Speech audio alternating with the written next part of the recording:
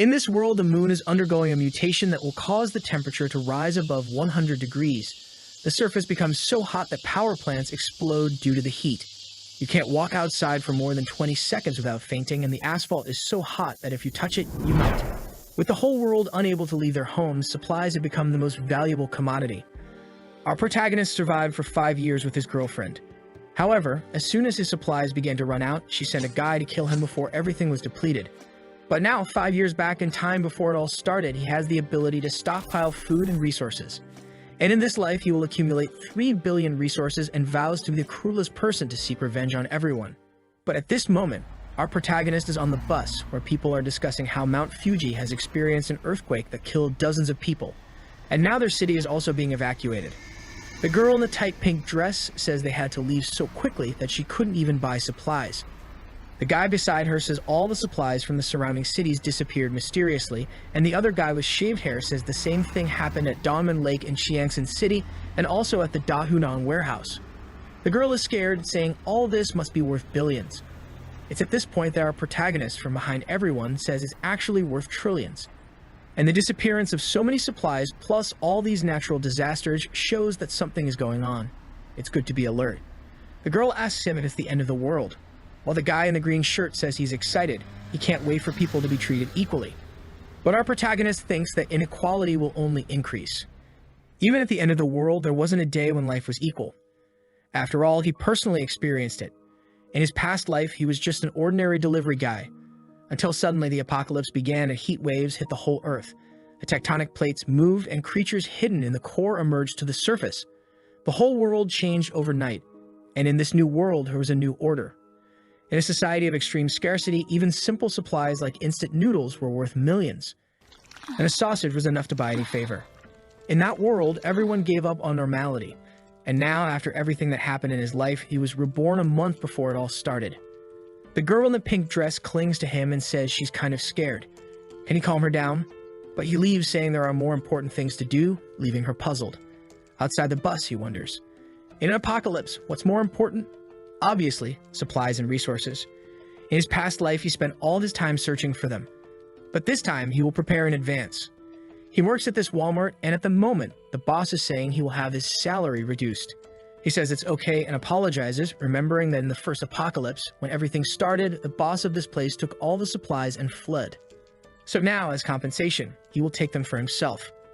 He then opens the warehouse, and the system begins to detect all the nearby supplies and sends them to his spatial space. A huge area with a dimension of over 10,000 meters. With this ability, he has been stealing even water from lakes and taking all the supplies from cities that are going to be destroyed. After all, if instant noodles are worth so much, imagine real food. The best part is that time there is frozen, so it means the food stays perfect no matter how long it stays there. Finally, he will have something to eat. The system shows how many resources were acquired in this activation, and he feels that after taking so much, he's finally prepared. At this moment, 3 guys from work enter the completely empty warehouse and ask what happened. Our protagonist reveals that he took everything, and the boss says he has no idea how he did it, but orders the other 2 to get him. But the moment they approach, he takes a step back and mysteriously disappears into thin air. They stand there puzzled, wondering where he disappeared to, while he reappears outside. This is his second ability, Spatial Jump. Using his spatial power, he can teleport up to 3 meters away. With this, he can gather supplies much more easily and escape without a fuss. He tosses his uniform in the air, declaring the collection complete. Then he receives a message on his phone from the authorities warning that the Earth is undergoing strange movements and everyone should be cautious because a disaster could happen. But there's no need to panic. Our protagonist finds this curious since nothing has really started yet and they're already saying this. Does it mean they somehow know the future? At that moment, he receives a call from his girlfriend, Jang Seokyeon. He sighs and answers, and she scolds him, asking how he had the nerve to put their house up for sale. Does he think she'll really stay with him if he sells the house? He needs to be more responsible as a man because even though she doesn't want the house, she's still a woman. And if he wants to prove to her that he's a real man, he should hand over the house to make her feel secure. Su-chen, our protagonist, asks if she has anything else to say. She says, what kind of attitude is this? If he hands over the house, she'll give him another chance. Just transfer the documents to her. But if he doesn't do that, don't even think about marrying her. But Su-chen hangs up without saying anything.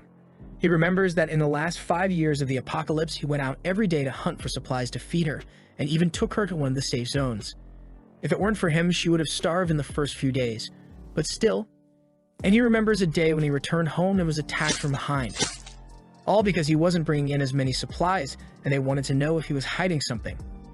After Su Chen was killed, they had fun next to his body.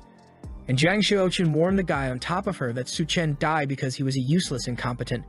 And it's good for this guy to prove he's not so incompetent. Su Chen was devastated to have trusted such a person for so long. But in this life, Xiaoqin and that guy named Wang will pay the price. And they won't die easily. The pain he felt, they will feel 100 times more. He calms down and remembers that the things he needs now are not found in the market and can only be bought with money. But first, he needs to get that money. So he calls a guy named Liu and says he's selling his house at half price, but he wants the money now. In front of the real estate agency, Wang and Xiaoqin are waiting for him. When he appears, Xiaoqin scolds him for keeping her waiting for so long. But he ignores her and walks past. Wang asks who let him sell the house and that if he does anything like this again, he won't see the sun tomorrow. But at that moment, Su Chen, who has learned to fight after surviving, grabs him by the neck and throws him to the ground, saying he can do whatever he wants with his things. While Xiaoqin is scared by this and tries to stop him. But she receives a slap and falls to the ground in disbelief. On the ground, Wang is begging him to let go, saying he's almost suffocating, but Su Chen tells him not to worry since he won't die so easily. He then releases Wang, who is shocked on the ground, while Su Chen enters the real estate agency. At that moment, Xiaoqin threatens him, saying to seize this opportunity she's giving him. If he kneels down and apologizes, she'll consider his case. But if he doesn't do that, forget about marrying her. Su Chen looks back and stares at the two who run away in fear. Inside the real estate agency, the attendant offers him some water, saying they will buy his house now. What does he think? The realtor's plan is simple. Su Chen's house is worth $1 million, but now he's selling it for $700,000. All he needs to do is buy and sell to someone else, and he'll make a good profit. Su Chen agrees to sell, but he has to receive the full payment now. The guy agrees, saying they'll transfer everything, and by tomorrow morning, it'll all be sorted out. Su Chen obviously agrees because houses will lose all value as temperatures rise. Despite several disasters occurring, the city is still peaceful for now. Volcanoes, earthquakes, and tsunamis are all still far away. Walking down the street, he sees a poster advertising quick loans. He decides to go there with his house certificate. Upon arrival, he's shocked to see it's the older brother of the guy who just beat him up, knowing this guy will die in the jaws of a monster in the first few days. The guy says he can lend him $500,000. He just needs to leave the house certificate. Su Chen hands over the certificate, saying he wants another $100,000 and promises to win it all back at the casino in a week. The seller likes hearing this and thinks this kid must be one of those gamblers who would sell even their relatives if necessary. This way, he won't be able to pay, will keep the house, and he'll still have a lot of debt. With that, the guy agrees, and another $600,000 is transferred. Xiaoqin is angry along with Wang, saying he'll pay the price for this. As they were going to visit Wang's brother and Su Chen just came from there, they spot him. Wang wants to know what he's doing here, already grabbing his neck in fear, but they decide to follow him. Su Chen remembers that several buildings will collapse because of the tsunamis. But this hotel in the Green City has withstood all disasters until the end. He knows the presidential suite is well equipped and even has a pool. Maybe it's a good place to use as a base for a while. Even at the end of times, this place continued to have food for a long time. He is then greeted by the attendant Liu Xinru, who asks what she can do for him. Su Chen says he wants 1,000 tables for a banquet, startling her. She offers some table options, thinking this kid must be the son of someone very rich. He says he'll want the table that costs $10,000 each and will make a deposit of $500,000. When everything is settled, he'll make the rest of the payment. She is somewhat incredulous, but says to follow her to make the payment, thinking that even though this payment of his may not be much, someone who easily spends $500,000 surely has more to spend, so it's best to facilitate the process. Entering the room, she asks if he's getting married. He says yes, and all this is for a wedding, and he also wants the presidential suite. Sometime later, he's leaving the hotel all happy. He got over $10 million in food, spending $500,000 with the advance deposit. And it doesn't matter about the rest, since when the apocalypse begins, the ice blocks he'll have will be worth billions. Watching him leave, she thinks whoever marries him is a lucky girl. At that moment, Xiaoqin appears and asks what that person was doing. The attendant asks who she is, and she says she's Su Chen's girlfriend. The attendant then says her boyfriend ordered a banquet for over 1,000 people and paid $500,000. To have a boyfriend like him, she's really lucky. However, the attendant is looking and thinking this girl is at most a 7. But she has a good body. Why do rich guys always like women like this? Xiaoqian and Yang are shocked. A $10 million banquet? The attendant says it's the case and that maybe she hasn't realized, but many rich people do this. They get into relationships and hide all the money they have until the day of the wedding. Xiaoqian starts to believe this, and Wang thinks it's impossible for that loser to have so much money. However, the attendant shows that she received the transfer of 500,000. On the street, Wang is asking Xiaoqian, who is he going to invite to a 1,000-person banquet? Now Xiaoqian is confident, saying, "You really don't understand, do you? He's trying to introduce me to the circle of millionaires he knows. Only then will he reveal my identity." Wang is wanting to become a mountaineer and venture into the mountains, but she slaps him. Thinking that she has to create as many opportunities as possible to stay with that loser while imagining herself as a wealthy lady in a chair being pampered, her eyes sparkle. She never imagined this scenario. She'll definitely have to marry Su Chen the loser, and that's too good. Meanwhile, Su Chen is just tallying up what he's done. 700,000 for the house, plus 600,000 loan and 500,000 for the banquet. And now that his name is about to be tarnished, taking out a bunch more loans wouldn't be bad. So he installs all the banking apps on his phone and starts taking out a bunch more loans. After creating over 80 accounts, he managed to get another 970,000. Now he needs to buy a fireplace, ice-making machine, ice blocks, smokeless charcoal, and a few other things that aren't available in the markets. With the amount of money he has, buying online with fast delivery is easy. These items are essential for surviving the extreme cold and heat that will occur. He then orders 2,000 tons of smokeless charcoal, and also calls an ice factory to make a reservation. As he's walking down the street, a girl calls out to him. She's a friend of Xiaoqian's and says Xiaoqian misses him. However, Su Chen knows this girl isn't up to any good, and has always spoken ill of him to everyone. So he tells her, "Miss me. She must miss my house, right?" Lena looks at Xiaoqian and says Su Chen must be testing her, and she has to realize how sad he was with her behavior. Xiaoqian then rushes to Shen to apologize, feeling embarrassed, asking if he can accompany her for a walk. She's not feeling well, and she was sad to have fought with him yesterday. But Su Chen ignores her and tells her to go for a walk alone. Xiaoqian is losing her temper, saying he's being too arrogant, and Lena says he's getting a taxi. It's good they follow him and see what he's up to. Meanwhile, Su Chen is arriving at the ice factory. The guy receives him, impressed that he's so young. Su Chen asks if the 2,000 tons of edible ice are ready, and the attendant says his factory isn't cheap, but guarantees extremely fast delivery. He just needs to pay a small portion, and they'll deliver everything. Su Chen then transfers 100,000 to him, and the seller informs that everything will be delivered in 3 days. Saving money, the attendant asks why he needs so much ice. Is he organizing an event? If he wants, they can cooperate in the future, and the price is negotiable. Su Chen says it's all for a charity event and leaves. At that moment, another taxi stops and the seller gets excited. But it's Xiaoqian wanting to know what that guy who just left was doing here. She's asking because he's her boyfriend. The seller is confused. Is this girl playing detective? What's going on here? He says he ordered 800,000 in ice. Both of them are shocked. 800,000 in ice. It's confirmed. He's a millionaire indeed to do something like that. Lena asks, did he tell you what he's going to do with so much ice? The seller thinks and remembers. He said he's going to donate it to charity. Both of them get scared without understanding the reason.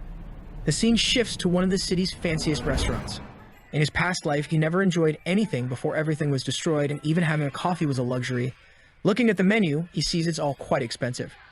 And on the last page, there's something for 17,000 with a question mark. He asks when it is, and the attendant says it's a special item made by their chef. Su Chen says it sounds good and places the order. He remembers that in his past life, several creatures mutated. Some people thought it was some kind of biological change. But for him, it was just the creatures adapting to the new environment. At that moment, a girl with pink hair comes to deliver his order. She's marvelous and introduces herself as the chef of this restaurant. Su Chen recognizes her as Chef Duanya. During the apocalypse, she became known as the Hell's Chef. She had some kind of magical culinary ability that turned corpses into edible things. And in a world of scarcity, no one could resist temptation. However, the dishes made with mutated creatures always ended up killing people. Seeing his expression, she wonders, does he think that a beautiful girl like me would poison his food? And then she tells him that the dish she served is called Two-Faced Life. It's a meat dish with different preparations on each side. Su Chen tries it and says it's really worth the $17,000, while thinking it would be wonderful to have her at home to cook. Outside, Lena says she heard this restaurant is really expensive. and Xiaoqian says she can't wait to become a rich wife. So Su Chen decides to go to one of the city's most expensive bars, since soon it won't be possible. As soon as he sits down, a bunch of girls surround him asking what he wants to drink. He starts drinking with them, and when he looks to the side, there's a girl sitting there. Her friend says she was betrayed by her boyfriend and came here to have some fun. The girl says her boyfriend didn't even sleep with her and cheated on her with an old woman. Why do all men act like that? Su Chen says it's because men's instinct to reproduce is ingrained in their DNA and mind. Suddenly, she drinks her entire drink and asks if he's single. He's confused, but she approaches and asks if he's interested. At that moment, Xiaoqian and Lina enter the bar looking for him. And at a table in the corner, they see him with the 3 girls. Su Chen tells her they can go up to a room and she seems to agree, so the two rush off. It seems the desire between them is strong. Xiaoqian and Lina shout at him to stop, but the two run to the room, enter, and close the door. He apologizes to her for those two, and the girl timidly says it's her first time. Su Chen feels awkward and flicks her forehead, saying she must be drunk to do something like that. He tells her not to leave the house for the next few days and to stock up on food. She says she understands. And then he says a girl like her shouldn't be in a place like this. With that, he closes the door and leaves, thinking it's a shame, but he won't be able to seize this opportunity. When he leaves the room, Xiaoqian and Lina are kicking all the doors.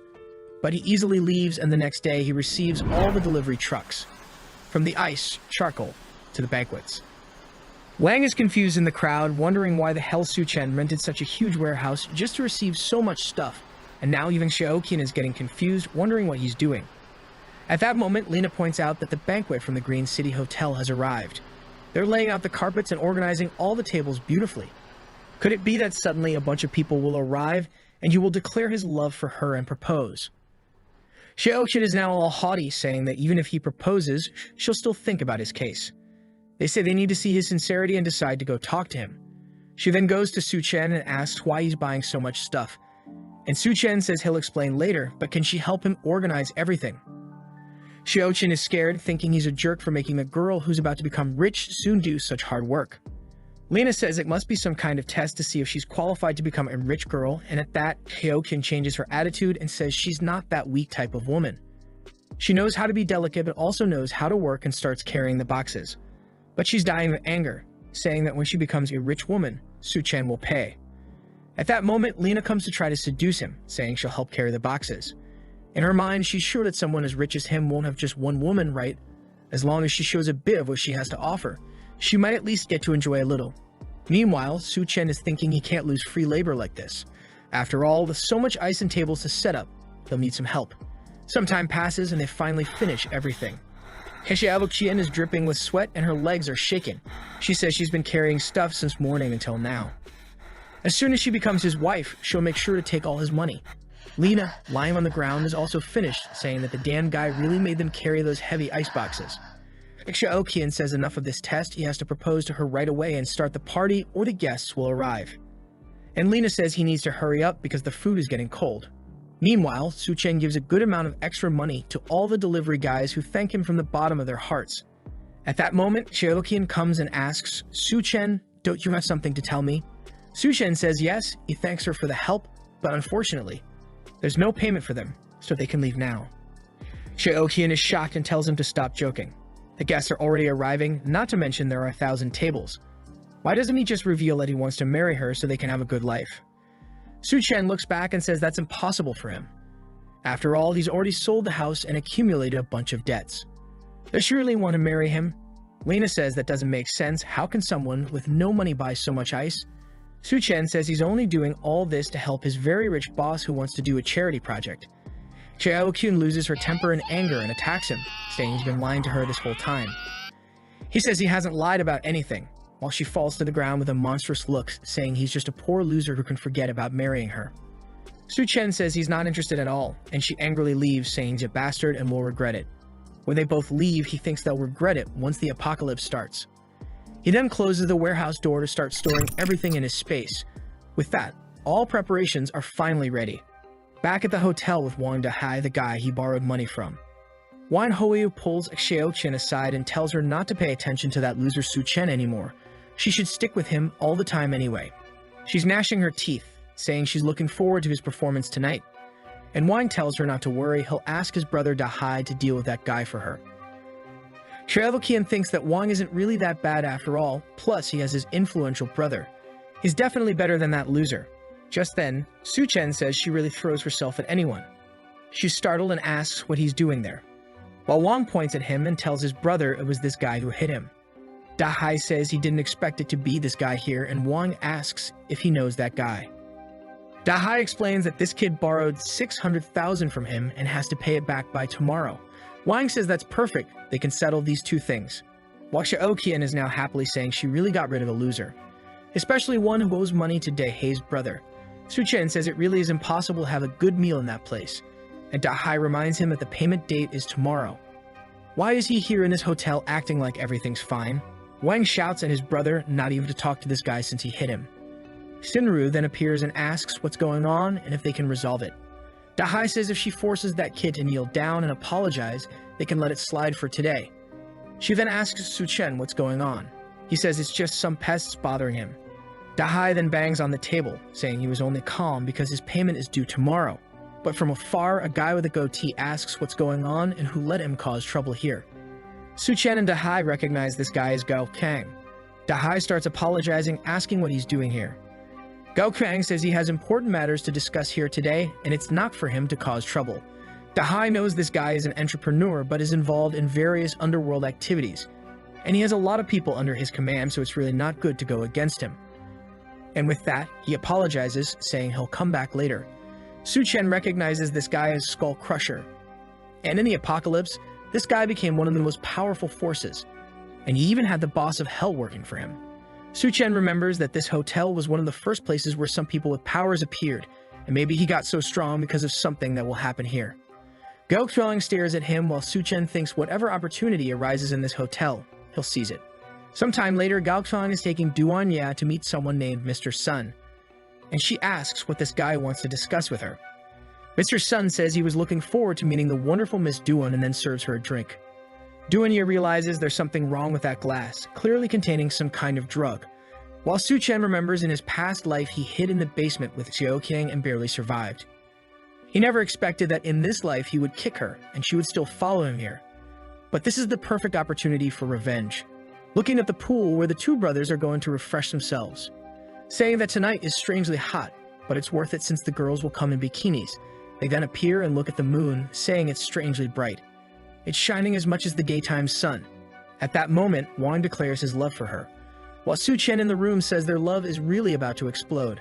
With the glass to the moon, he welcomes the apocalypse. The moon then begins to tremble and emit a red aura. Everyone outside feels something strange and their skin begins to burn. They all start running back to the hotel, saying something's wrong. Why is the moonlight burning so much? Inside the hotel, people are confused. It's night, but it's very bright. At that moment, the three of them are running, and everyone is scared. Their skin is already red. They are desperate, looking for somewhere to cool down.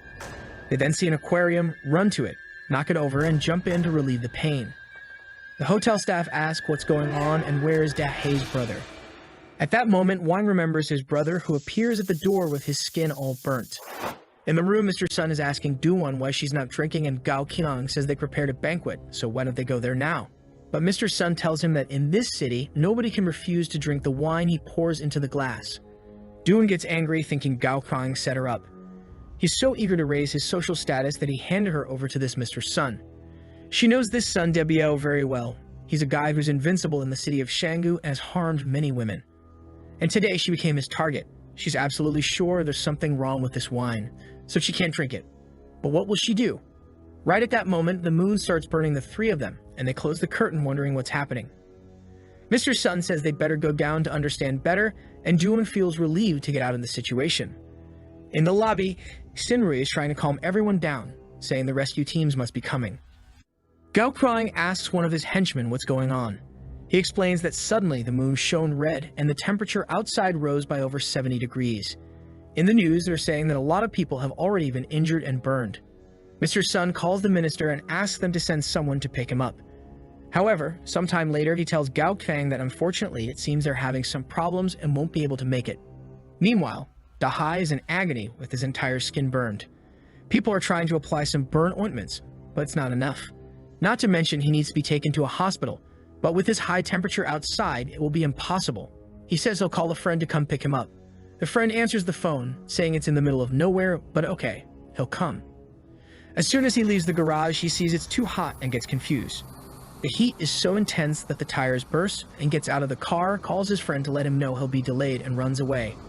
However, the sole of his shoe melts and he slips and falls to the ground. Looking sideways, he sees another person lying there, already a dry corpse. He gets scared and tries to get up without realizing that half of his face is already on the asphalt. Everyone in the hotel is startled when he screams on the phone. While all this is happening, our protagonist is in his room with controlled temperature. He's sleeping soundly in bed, and government announcements are already being made. Due to the intense heat emitted by the moon, temperatures have risen by over 75 degrees, with the ground reaching over 100. The event has already resulted in hundreds of casualties. Please stay indoors to avoid skin and respiratory burns. At that moment, one of the power plants explodes due to excess heat, cutting off some communications. Dahai says he lost contact with his friends. While everyone is in the last room left in the hotel, Shaoqian and Lena are complaining that they don't want to stay in a room full of men. But at that moment, the power goes out. And with that, the air conditioning also stops working and everyone starts taking off their shirts, dying of heat. Xiaoqian remembers that Su Chen's room has a pool. Meanwhile, our protagonist is swimming peacefully. He already knew the power would go out because of the explosion in the power plants. And that's also why he chose a room specifically with a pool, in addition to vertical air conditioners and giant batteries to ensure the temperature. But he's also missing some ice here. He changes, sits on the sofa, thinking it's very nice now. He's hungry, so he sets up a banquet on the table. As it's the first day of the apocalypse, he needs a small breakfast, while wondering when that Gao-Chang will have the chance to gain powers. Someone knocks on the door, saying they know he's in there. Our protagonist knows that with the power to teleport and the preparations he made, he doesn't need to worry. So to cause anger and envy, he decides to open the room. As soon as the door begins to open, a cold breeze comes out and everyone feels an indescribable relief, wondering, why does it seem so nice in there and why does he have air conditioning? Su Chen asks if they need anything. Wang points out to everyone that he has ice, a pool, food, and electricity. Lina and Xiaoqian start shouting at him, asking how he dares to let them burn outside all day while he's living in luxury. He better leave that room now. Dahai tells him the time to pay back everything he owed has come, so he better hand over that room. But the moment he steps into the room, he takes a shot in the stomach. Dahai is shocked when he sees the wound, and Su Chen warns that if he takes another step, he'll die. Everyone is trembling now. Does he really have a gun? Dahai is outraged, asking where he got that. But another shot is heard in the room, and everyone is scared when Dahai falls to the ground, now with a wound in his leg. Su Chen points outside, saying whoever wants to die can stay there, and he'll give them 3 seconds. Whoever is in his line of sight will go to the next life.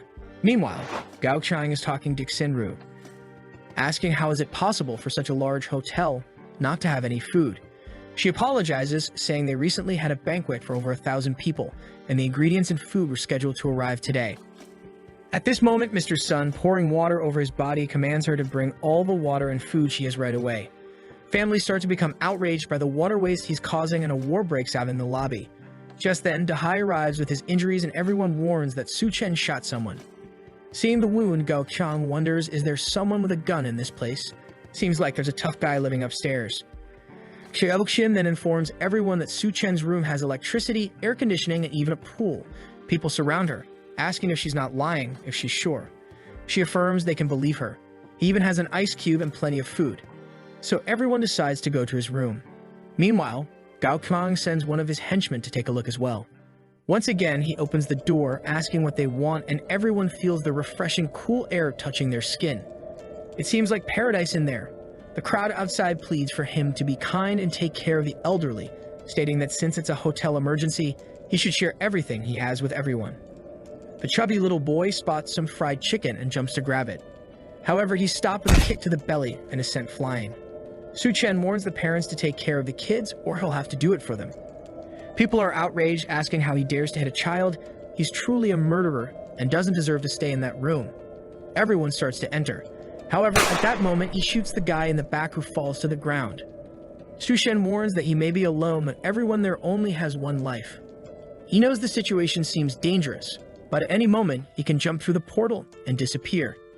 Downstairs, Wang is furious. After his brother suffered 2 gunshot wounds, the crowd threw his body out because he was already dying and decomposing. Wine is saying they have to kill that damn Su Chen. Meanwhile, in Su Chen's room, Xiaoqian and Lina are sweating and dripping with heat as they're asking to come in, saying they're sure he wouldn't have the courage to shoot them, and that they love him very much and are sure he loves them. If he lets them stay there for a little while, they promise to join him in a 2-against-1 adventure all night long. Su Chen says that since they want to work together so eagerly, he'll let them in. They're all happy and disbelieving, but suddenly, Wang passes between them, hitting them, saying he'll kill him. When he's about to touch Su Chen, he takes a blow to the face, collides with the two, and everyone falls to the ground. Seeing Wang beaten in their arms, they're afraid to enter the room, and Su Chen says, "Just go away from here." They leave, and he says he's just playing for now, but if anyone tries anything, the artillery robot he has installed will sort everything out in seconds. Tanks are seen outside the hotel, and everyone believes it's the rescue team. They leave armed and wearing protective clothing. Upon entering the hotel, they ask if someone named Liu Xingo is there. The guy introduces himself, and they then tell him to put on the insulation suit and come with them. Everyone asks to be rescued together. However, the soldier assures them to stay calm. The rescue operation will take place tonight at midnight in Silicon Valley Square. The residents celebrate, saying the government really hasn't abandoned them. Meanwhile, Mr. Sun says he'll pay $1 billion if they take him now. However, he's restrained by one of the soldiers who tells him not to interfere with the operation. Mr. Sun tells Gao Kang to do something, but clearly, with so much aimed at him, there's no way. At that moment, Xiaoqian grabs one of the soldiers and says there's a killer living upstairs, and Lina says he's already killed a bunch of people and will soon finish everyone here. They need to save the people in the hotel. A soldier named Xiao Feng then says he'll take a look, and his friend tells him to be careful and not act impulsively. He takes his gun and starts climbing the stairs toward the room. While Xiaoqian is thinking this is the perfect situation. As soon as this guy kills Su Chen, she'll steal that room for herself. Xiao Feng cautiously walks down the hallway, observing every corner until he notices a camera looking at him. Suddenly, Su Chen opens the door and throws a flashbang.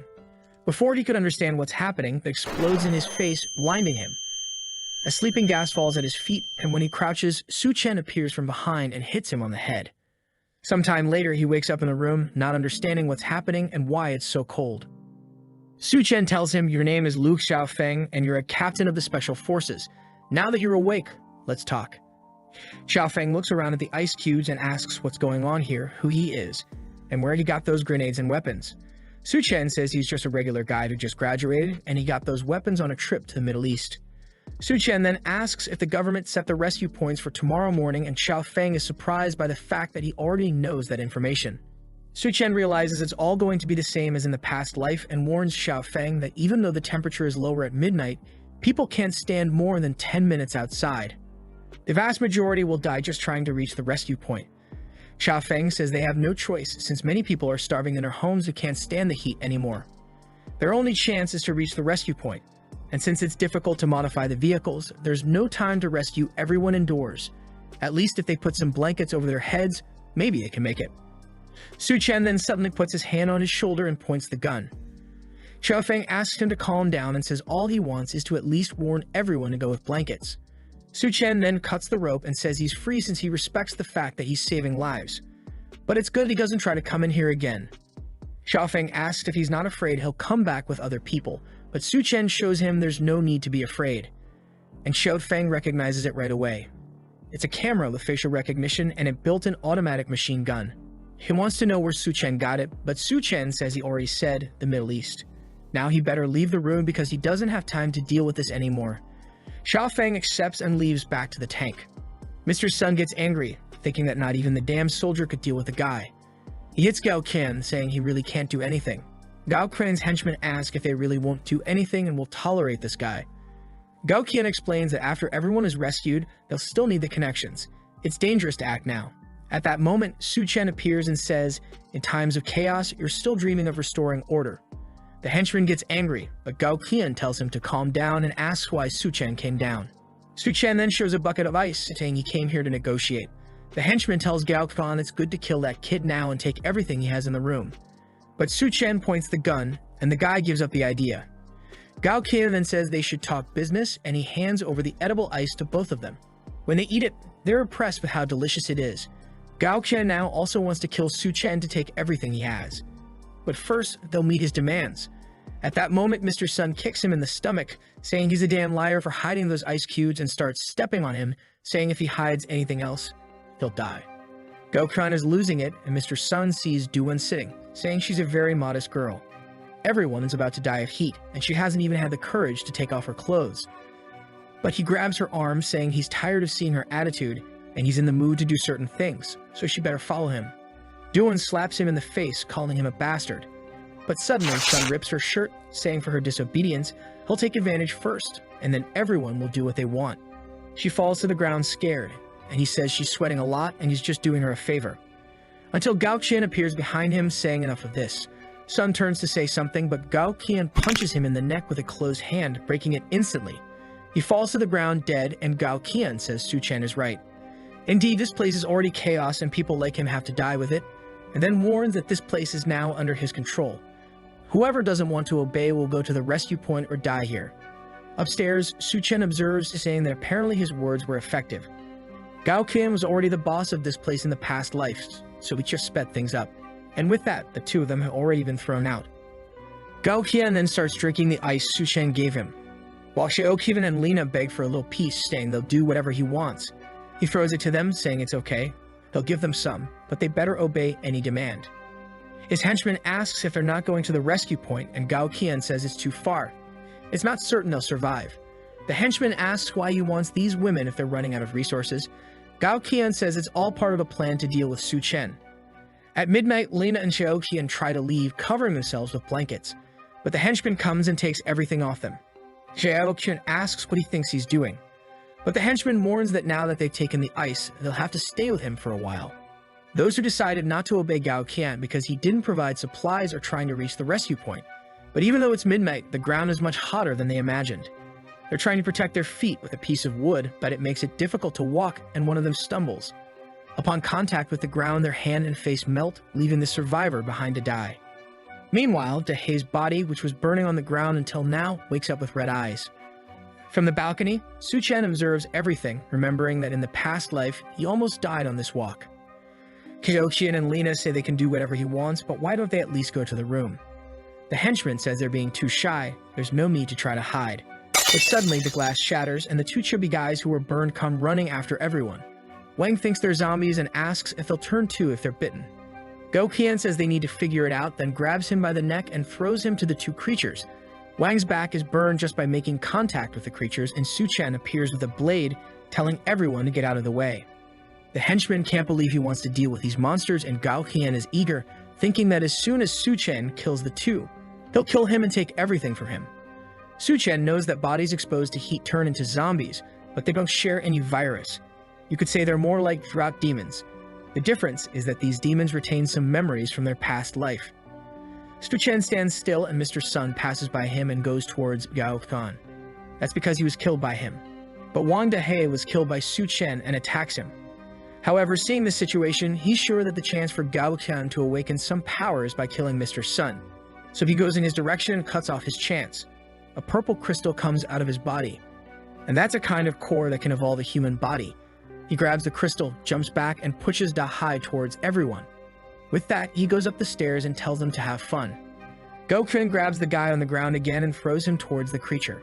Back in his room, Su Chen says these crystals are extremely rare. He puts it in a glass and drinks it since that's the absorption method. The body extracts the energy from the crystal and strengthens itself. His eyes turn red and he starts screaming while all his clothes burn. He falls on the ground on top of an ice block, while in the lobby the drought demon has finished all their water.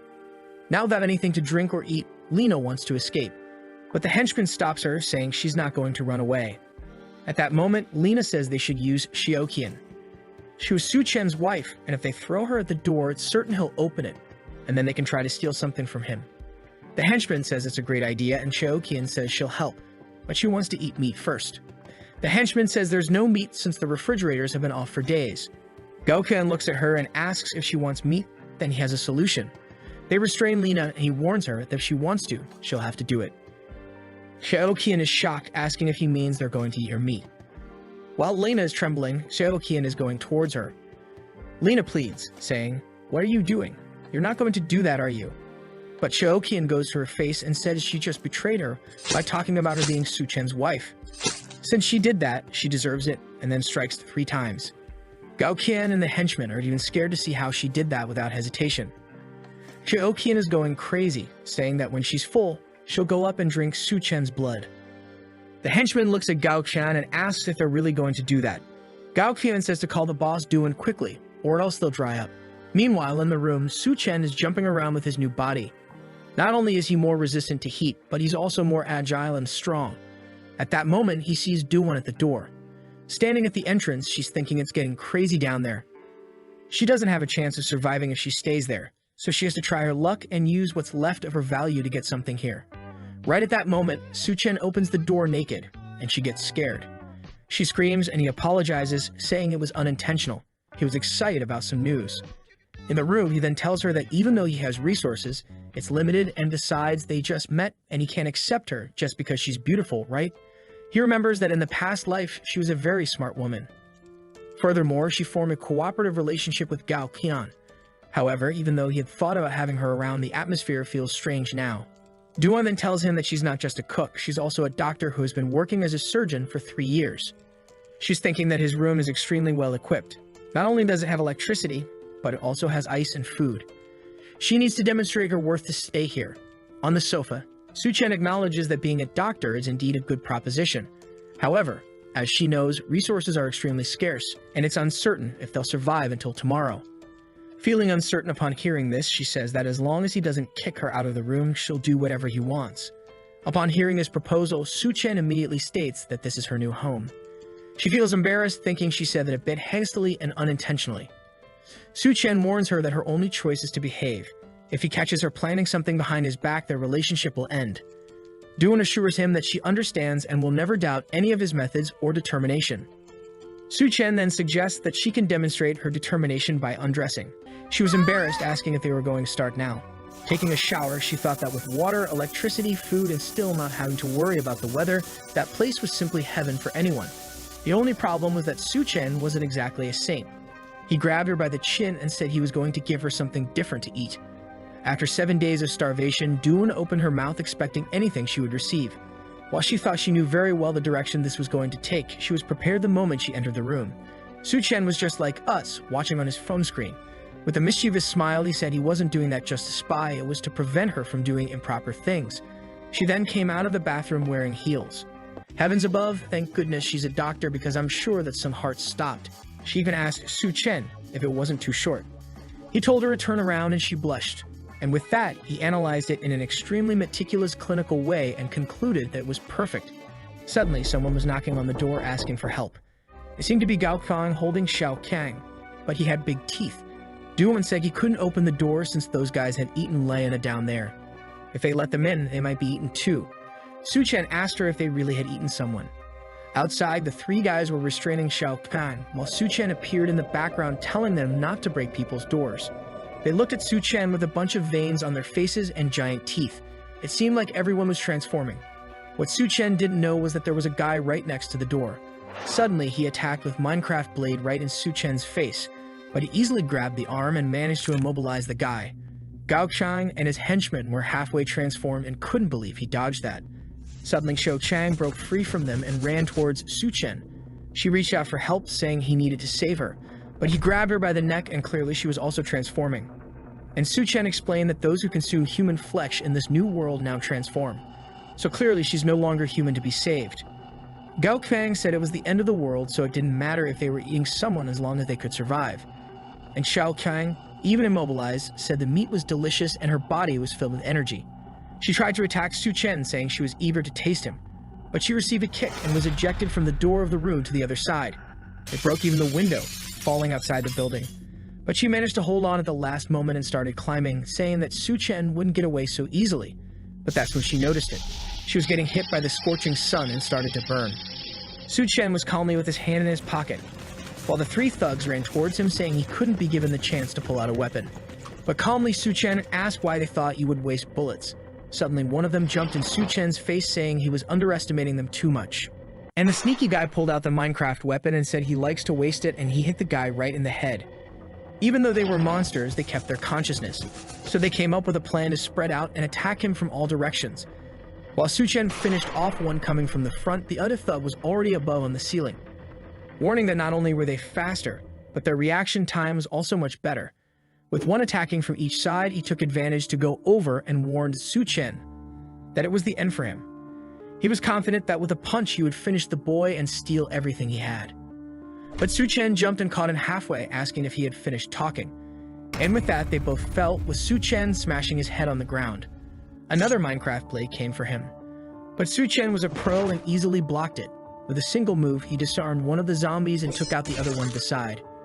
Gao Qian took advantage of this opening to try to land a punch, but his neck was also grabbed and Su Chen slammed him against the wall. But that's when something else was coming from the corridor. Even Su Chen seemed to be startled by what he saw. It was Xiao Qian completely transformed into a drop demon. She jumped from the glass and approached Su Chen. He recognized her and called her by her name. Seeing the transformation, he said she transformed too quickly, so apparently her dependencies are deep. As he finished off Gao Qian, he said since she wouldn't disappear, he would finish her off again. And with that, Gao Qian was lifeless. Transformed Xiao Qian let out a monstrous scream. Inside the room, Duan was getting impressed. I'm also very impressed with her, goddammit. Saying that Su Chen was too incredible, he was dealing with the entire Gao Qian gang alone. But seeing that creature in the corridor, she knew that was much more dangerous than the others.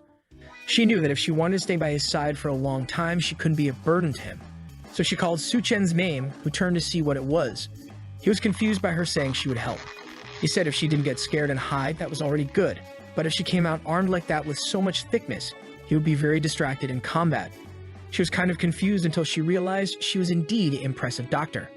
Meanwhile, Xiao Qian was making some noises, until she let out a big scream and jumped towards Su Chen with her mouth open. He was surprised and turned to see her coming. But it was too late. He took a blow right on the shoulder. Duan was startled and called out his name. But at that moment, Su Chen had already activated his berserker power and her claws only made small scratches. Xiao Qian turned around disbelievingly. In a quick move using her tail, she reached Su Chen's back. And taking advantage that he was immobile, she bit him right on the shoulder. But her teeth couldn't penetrate his skin, which seemed as hard as steel. She couldn't understand what just happened. Su Chen asked if her teeth were just for decoration, but warned that now it was his turn. He grabbed one arm and then the other. He jumped backwards to her back, immobilizing her. He pressed his foot on her spine, and with her unable to react, he asked if she was ready. With that, he pulled both her arms out, while jumping and slamming her on the ground. Xiao Qian fell to the ground in agony, and Su Chen stylishly landed behind her with the toothpicks in his hand. Tossing the remains away, he said he was planning to make her suffer much more in this apocalypse. But now that she's like this, she forced him to finish her off as quickly as possible. But suddenly, he noticed something. Using her tail, Xiao Qian grabbed one of the bodies on the ground. She opened her monster mouth and started swallowing the guy. Her mouth stretched all the way to the side of her spine, and her body could regenerate. Pulling her left arm, he said they would start with that one. From the other side of her ear, he said it was now the turn of the right arm and pulled another one. The monster was agonizing. Tossing the four limbs up, she fell to the ground battered. But she easily regenerated. As soon as she was back to 100%, Su Chen said the first round was over. But she better get ready because the second was about to begin. From the room, Duan watched everything, the rain of limbs being thrown everywhere, while Su Chen kept finishing her off. She regenerated once again, and it was time for the third round. He continued removing each of her limbs and the tail. And with that came the fourth round, the fifth round. He began testing removing other parts, and after many experiments, Xiao Qian was on the ground crying, while Su Chen said he was already satisfied he wasn't a demon. But the little humanity left in her made her ask why she was being treated like this. Su Chen didn't like that question, especially because he remembered very well what she did to him in the past, when he did everything for her and was stabbed in the back. And then he went to step on her, saying it was revenge. And with one step, it was the end of Xiao Qian. Disbelieving and scared of what she saw, Duan asked if he was okay and if he was sane. But Su Chen ignored her question and only wanted to know if she was ready. Amidst that chaos, she was confused and asked ready for what.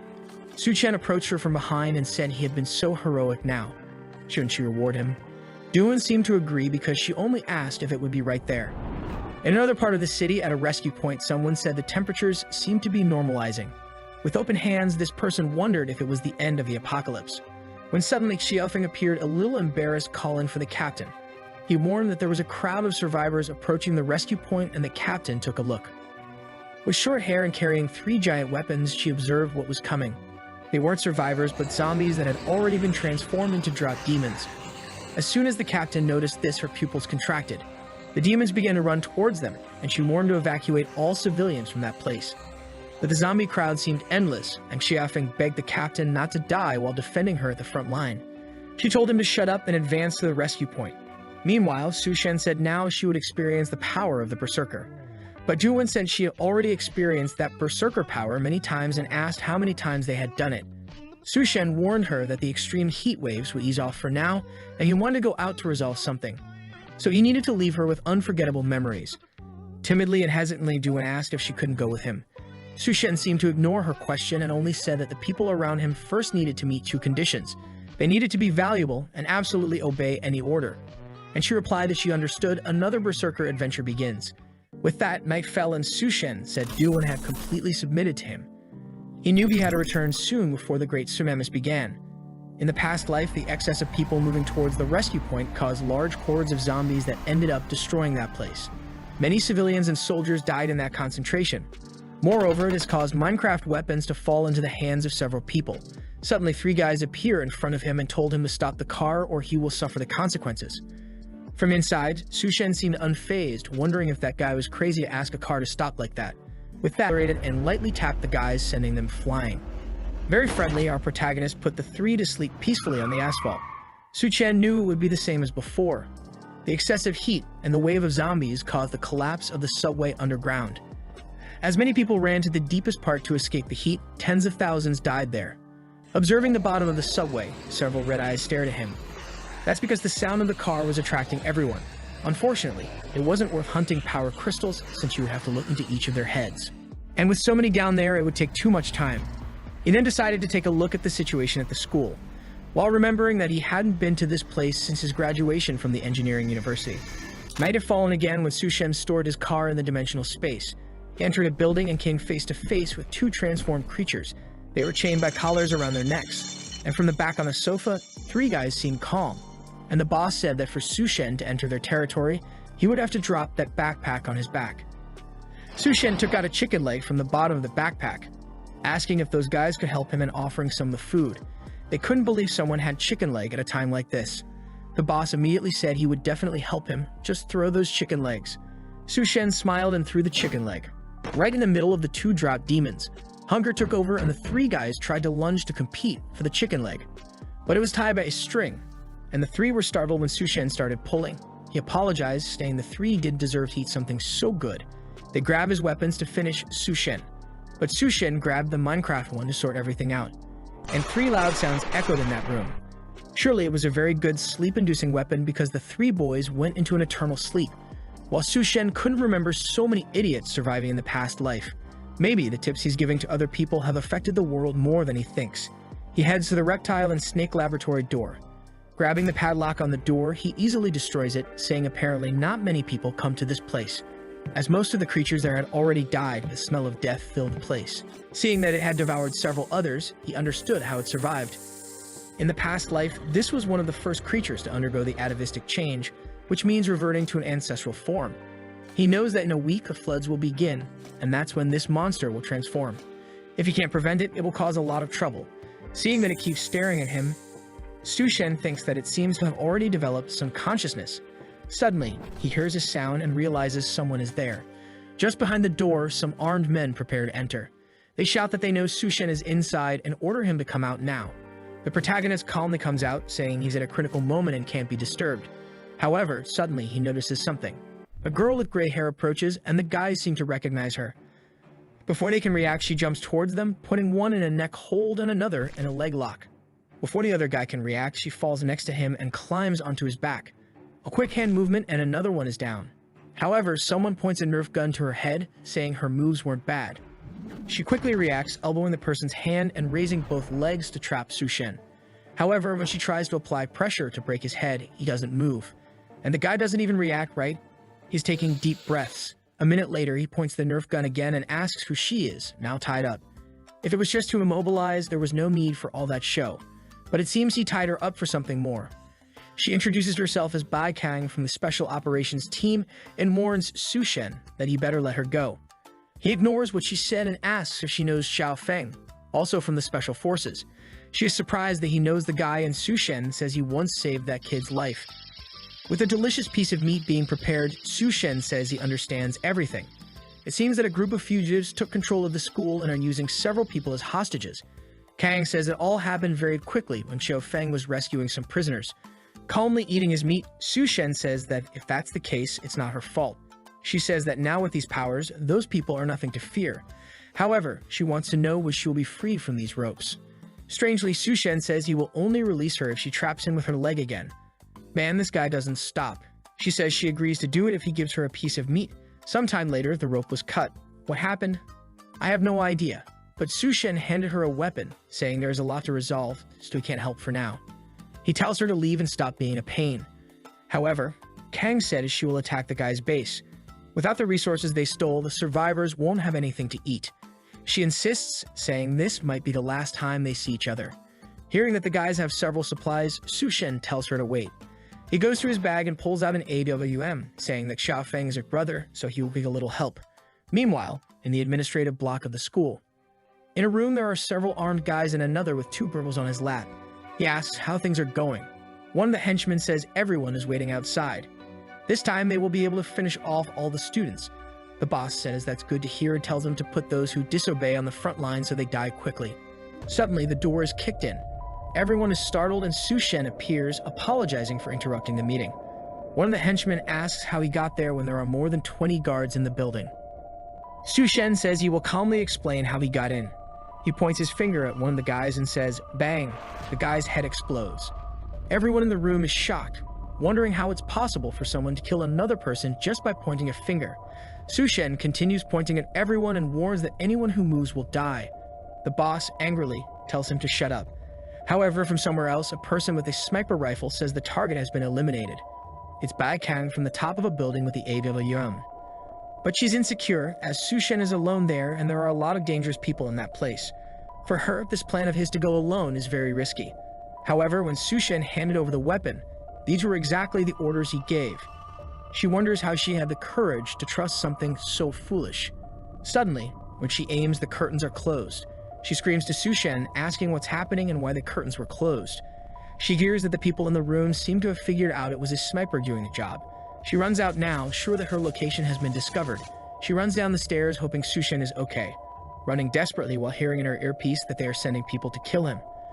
The poor girl is almost losing her mind. She bursts through the door, saying she's here for revenge.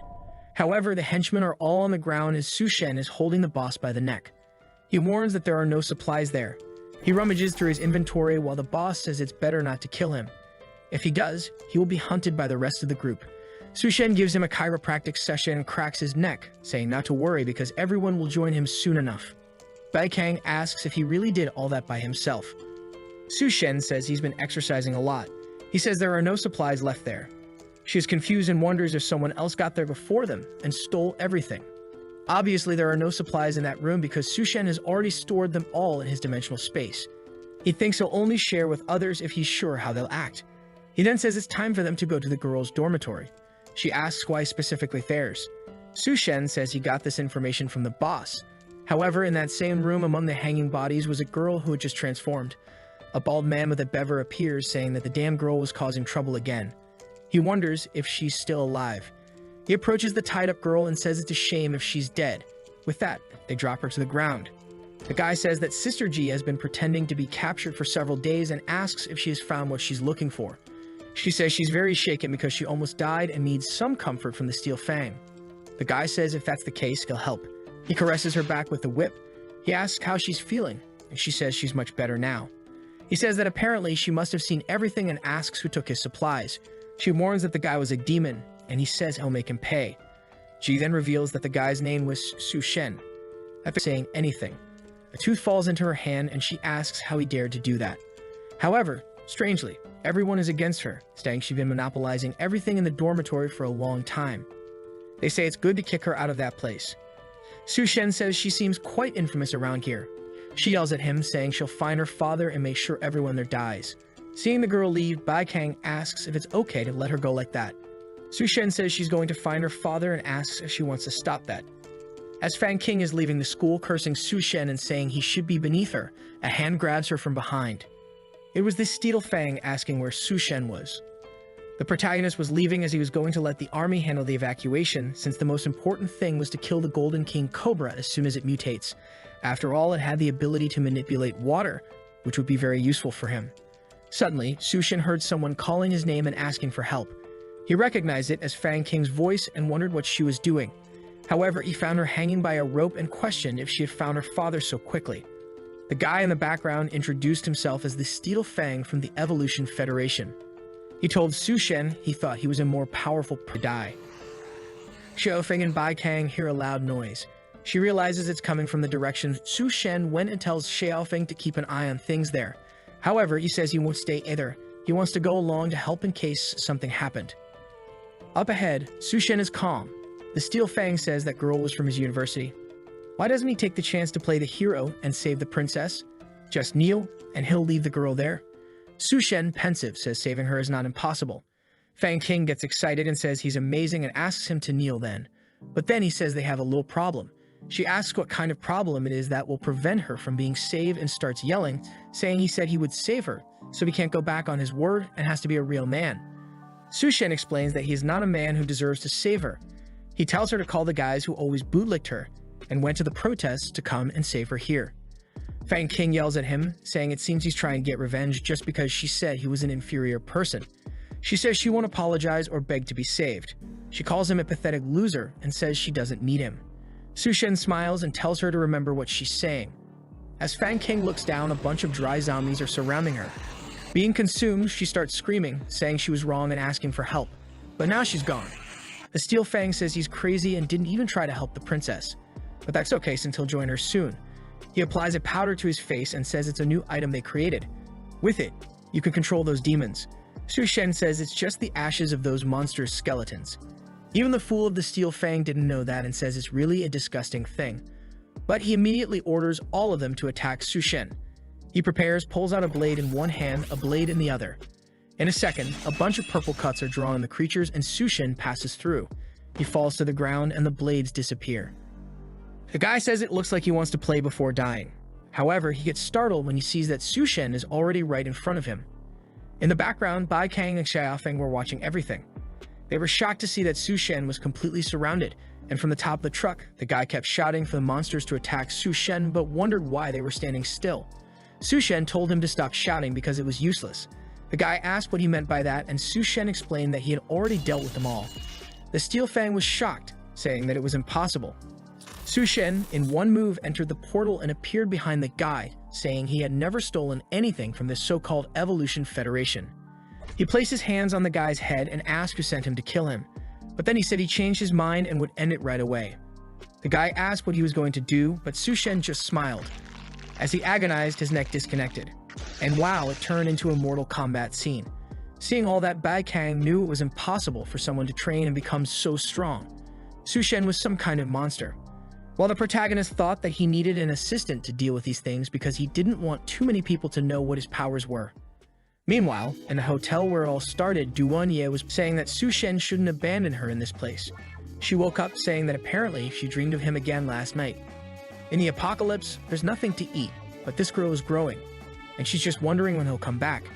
She remembers that he said he wouldn't accept useless people by his side and got excited, saying she would never be a burden to him. She picked up a Nerf saying she wanted to be his right hand and opened a door where she heard a sound coming from. There was nothing in the room, and she found it strange, when suddenly she felt something and her pupil contracted. A dry demon was right behind her. She leaned back, wondering when that monster appeared. However, she bumped into the table and was blocked. At that moment, she remembered she had the gun and went to grab it, but she hit the chair. The Nerf fell from her hand and rolled across the table. The dry demon came to bite her. She closed her eyes knowing it was over, but strangely, the creature seemed to bite the chair. She moved to the side, wondering what that monster was doing. Realizing it seemed to be smelling her, she guessed it couldn't see. The problem was that she was too close, and if she made a sound, she would be attacked. She tried to grab the Nerf she had dropped on the table. It was her only chance to end it. But she hit her head, and the monster seemed to notice something. It came to bite. She remembered Sushen had warned that he wouldn't keep her around just because she was pretty, and that inside every monster's head was a crystal, and he didn't like useless people. With that, she told herself she wasn't useless and stomped on the monster's eye with her heel. The tip got stuck. She tried to resist so the monster wouldn't come closer. But as soon as her foot came out, the creature grabbed her by the ankle. Doon got angry and stomped on the other eye with the other foot. With that, the monster fell to the ground. She picked up the axe next to her, saying she wasn't useless. She was going to take the crystal from that monster's head and show Su Shen that she was strong. Meanwhile, in the girls' dormitory, Bai Kang and Xiaofeng started evacuating everyone, following Su Shen's tip. And the Golden King Cobra had begun its mutation. Face to face with it, Su Shen was just waiting for the transformation to start. He knew what it needed was water, so he brought a bucket. As soon as he placed it on the ground, the snake started to go for it, and he realized it had intelligence. The moment she made contact with the water, the transformation began. She started to shake and the bucket swelled. Suddenly, it exploded in front of him.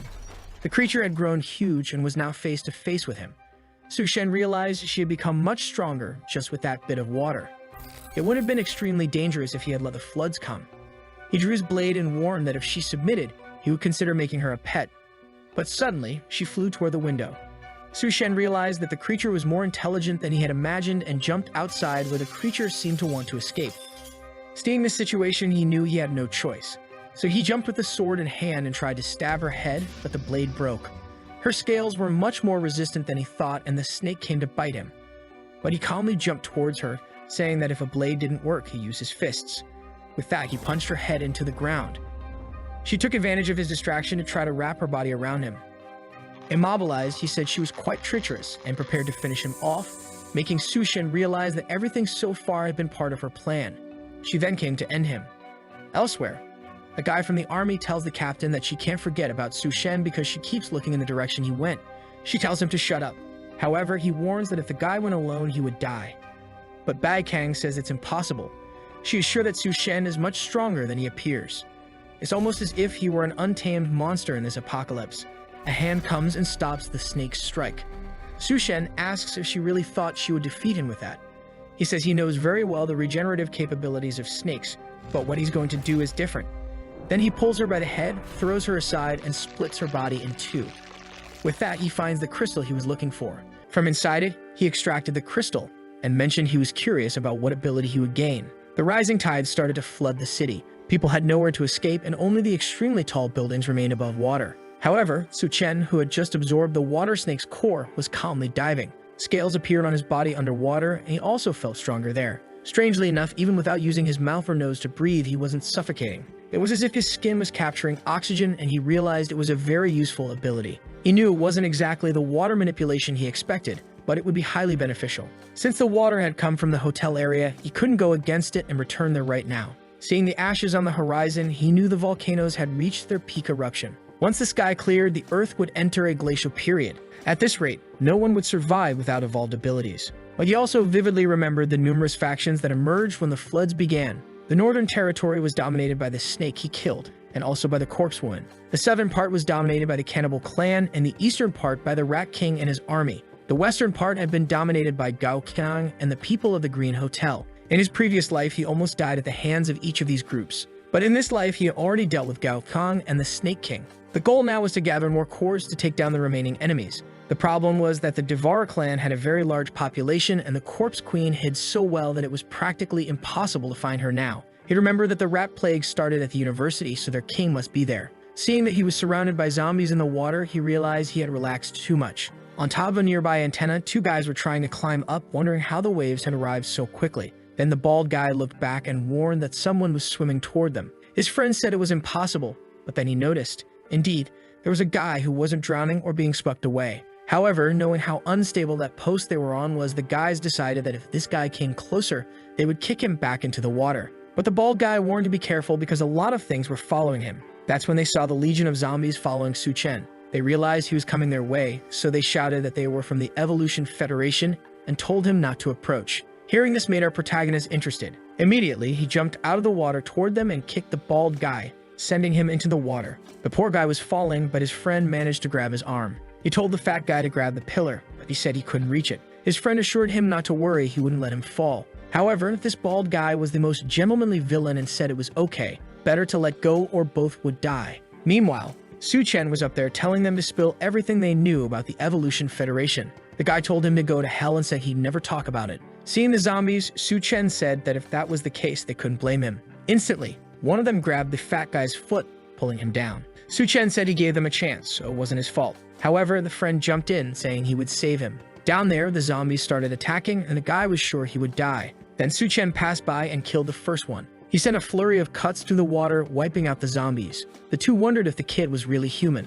A while later, up top, they said they owed him and would tell him whatever he wanted to know. They explained that they had been sent there to investigate him, Su-chen. Currently, they were located at the University of Science and Technology and were led by a guy named Liu. Knowing that this university is where the rat business started, Su-chen asks if they're doing any research involving rodents. The guy says unfortunately, no one lets them get close to the labs. Now Su-chen is motivated to go there and resolve this before the rat disaster happens. Meanwhile, at the hotel, Duanya had survived and received the core from one of the zombies. She's always portrayed with great care and attention, but she found it strange that even the upper floors were already flooded. Then something called her attention and a sea creature started wrapping around to kill her. Definitely a cruel and wicked beast. It came toward her, opened a mouth full of teeth, and attacked. She barely managed to grab it, but her hand got entangled. Now she was immobilized and many of these creatures were coming her way. She realized she didn't have time to use the ability she had received. She remembered Su-chen saying that you couldn't know what ability you received just by the creature's appearance. The healthy doctor asked how she would find out if you couldn't tell.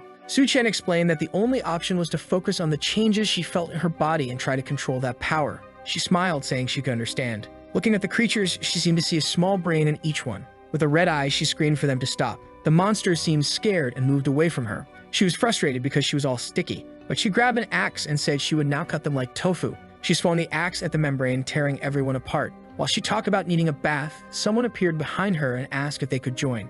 She turned angrily, but it was Su-chen in an oxygen suit. She realized it was him and jumped on the boy, celebrating his return. She noticed his oxygen suit and stepped back, apologizing. A while later, they went to take a bath to clean up after a lot of fighting. He asked if she had really received an ability, and she seemed pleased that he mentioned it since she was no longer useless. Our protagonist questioned what the effect was, and she said it was some kind of control over cells and minds. Su-chen immediately wanted to know if it was something possible to use to change the visual of food as an example, and she said she would practice first. He wanted to know what this practice was about, and his mind was taken over, and now he saw her in a combat outfit with extreme protection. He then activated his power to undo her mental control and said he would make her practice that ability a lot. A shot and two creatures died. It was Su-chen telling Duan that she had to control her mind and have a steady aim. He then left, saying he would give her half a day to get used to the ability. He asked if she was from the medical university. She said yes, and he said she would join the next mission. It was time for her to show some usefulness. While sailing through the city on a boat, she asked if it was okay to wear that extreme protection armor. Su-chen said yes, because no one would do anything to her if he was there. She wanted to know why he wanted to go to the science university, and he said he wanted to see a friend, wondering if he had survived. She told him not to worry because good people have good luck. A while later, she notified him they had arrived. The place was barricaded, but she said that was the science university. Su-chen noticed something that a guy appeared on the wall and shot at them. Our guy protected her, and from the top of the wall, someone asked what they were doing there. Su-chen wanted to know where the mutant rat that was supposed to be born in that place was. He said he wanted to join the Evolution Federation and asked them to open the gate. The chubby guy said the rabbit girl could enter, but the guy had to disappear. However, Duan showed a plate of smoked pork and asked to let them in. Immediately, the chubby guy went crazy, saying it was impossible for such a thing to exist in this world. He ordered the men to open the gate now because they hadn't seen meat in a long time. So they entered with the boat. The guys approached the dock demanding the meat immediately. While they argued over who would eat, Duan's eyes were red. The guy thought he was eating roasted pork when it was actually a zombie's arm. They are then led along the way with the guy explaining that everyone helps each other in this base. The first floor is for children, the elderly, and those who are otherwise useless. But they would be going up. Suddenly, a child bumps into someone and falls to the ground.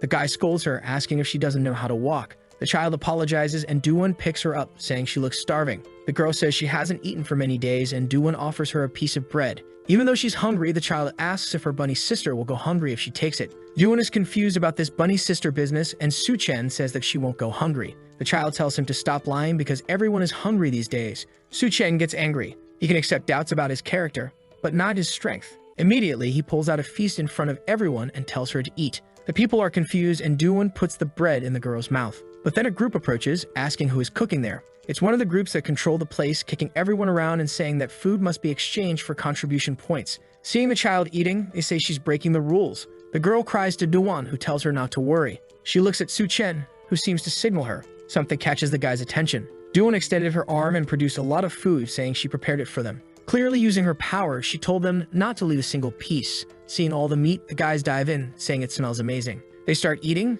saying it's so good it makes them want to cry. One of them turns to Duan and says she is kind and won't be punished, but the guy next to her won't escape. Su-chen asks how they will punish him. The guy then calls out and 2 chain zombies appear. He warns that Su-chen's punishment will be to fight these monsters. Su-chen recognizes these guys as the ones he saved at the post and wonders what's happening. The little girl also seems to recognize them and asks what happened to her brothers. She orders them to release them, asking why they do this to people. While eating the meat, the guys say it's their fault for not completing the mission they were given. That's why they were kept just for some fun. But now that everyone knows each other, things have gotten even more interesting. He warns that if Su-chen loses, they'll throw the child and the 2 guys into the sea to become food. Su-chen starts to notice that the guys don't seem transformed but are under the influence of something. Then the guy orders them to attack. The chains are released and they attack Su-chen, but he just extends his hand and hits the first one's neck. A slap to the other's face and both fall to the ground. The child calls for her brothers, but Duan assures her they are okay and there's no need to worry. The guy eating gets angry, saying it was a waste of 2 medicines. But since Su-chen won, he will give him the chance to hand over all his supplies and he will pretend this never happened. Our guy wants to know what happens if he doesn't hand over anything. The guy angrily asks if he doesn't know the rules there. They have to follow everything Chief Liu says and hand over supplies or they can't stay there. Su-chen realizes these guys create a point system to make people give up everything they have. He says that's fine, but the problem is the rest of his food was devoured by the guys. Then a giant fat man appears in the background, saying if Su-chen wants points, he just has to work for him. The guys recognize him as Captain Go and Duan is scared. Some gag slaves are carrying him on a throne with a girl. He says food is free and accommodation and even a salary are possible working for him. But at that moment, one of the slaves trips and falls to the ground. Go notices this, pulls out his spear and lightly taps the slave's back. This shocks our duo and the guy says as they can see, vacancies are always opening up. He arrived at the perfect time to replace that guy. Besides, if Su-chen hands over the rabbit girl, he'll get noodles until he dies. Warning that it's a huge sacrifice since there is no more production. Not to mention, he's already tired of the woman he has. The guys shout, saying that the offer is very generous and they should accept it now. But then the chief smells food and asks if they were consuming anything. His lackeys are startled. They immediately fall to the ground, apologizing, saying they couldn't resist. They were given free food and didn't know what to do. However, the chief yells, saying the smell of that food is terrible. It seemed like they had eaten a bunch of garbage and orders them to move away. Su-chen immediately notices that the chief wasn't affected by Duan's mental control. While the guys are confused, saying they didn't eat garbage, they start feeling strange and begin to spit blood, complaining about severe stomach pain. They run off, saying they need to use the bathroom. Seeing them flee, Gu wonders how such trash is working for him. On the other hand, Su-chen doesn't know what ability the captain has, but he's not weak, considering he broke Duan's mental illusion over everyone. And the worst part is that killing this guy now will make it harder to find the mutant rats. Gu continues to ask what he thinks of the offer. Su-chen replies that he's not very interested. The guy laughs, saying that's fine, but one day he'll come begging and calls another guy to carry him. With that, Captain Gu leaves. Duan apologizes, saying that unfortunately, her mental power wasn't enough. Su-chen says it's okay. After all, it's strange that the guys didn't die after eating that food. Something's going on in that place. Then a guy comes and warns that he made the guards angry, so he won't be able to get out of there. The guy calls him by name and says it's better to go together. Su-chen asks how he knows his name and why he is helping. The guy points to himself, saying he is Miao Puiyuan. They met the last time he visited his school. In another part, Captain Gu was warning not to let that guy and that woman escape. The guy asks if he's thinking of doing that. The boss licks his lips and says it's obvious. A woman as hot as her is hard to come by in the apocalypse. Hey, actually, in any time, even without an apocalypse, but whatever. The next chapter switches to another building. While someone is receiving an IV, people discuss how the supply of medicine is limited, but for now, it's enough. Duania tells a little girl that for the moment, he's not in serious danger. The little girl thanks the bunny's sister. At this point, Su-chen asks his friend if all the students are living there. He confirms and says that regardless of age, gender, or anything else, they all took refuge in the same place. He explains that someone named Brother Chin Yu is helping everyone, and this place is considered their team's territory. When Su-chen asks what this team's territory business is about,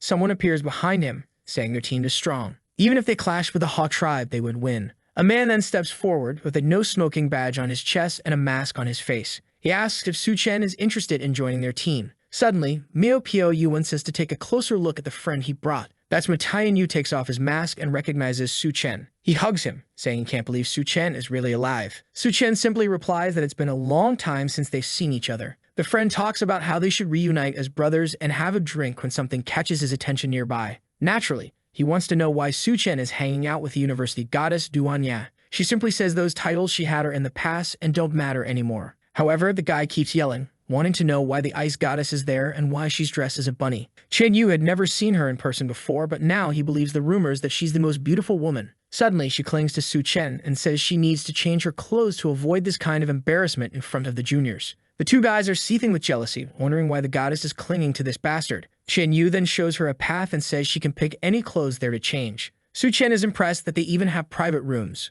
Mio Pio Yuan explains it's because of contribution points. At this point, Su Chen asks if the missions there are very dangerous. Chen Yu only replies that there's nothing that isn't dangerous these days. He says Su Chen looks so put together that he probably hasn't faced the real apocalypse yet. It would be better to join their group and let him take care of him. He reassures Su Chen that they could have Duanya just help out with food preparation so she wouldn't be at risk. But there's one thing he needs to be warned about. Su Chen asks when it is, and the guy says it's better for him not to be seen around too much, especially considering the girl is wearing a bunny outfit. He needs to understand that they're in the apocalypse, and it's madness. Su Chen simply replies not to worry because he'll protect her. His friend, however, punches him on the head and says he seriously doubts that. After all, back at the university, he was the one who had to chase off everyone who bothered Su Chen. He explains that the guard in this place isn't such a good person, and all the women he's been interested in so far haven't had a happy ending. Do you remember how we were talking about Duanya? Especially someone as beautiful as her. There's no way they'll let her escape that easily. Man, when she was just getting dressed in her peculiar way. Someone put a knife to her neck and told her not to move. Before Duanya could understand what was happening, a woman appeared beside her. The woman said the boss had sent her to help Duanya settle in.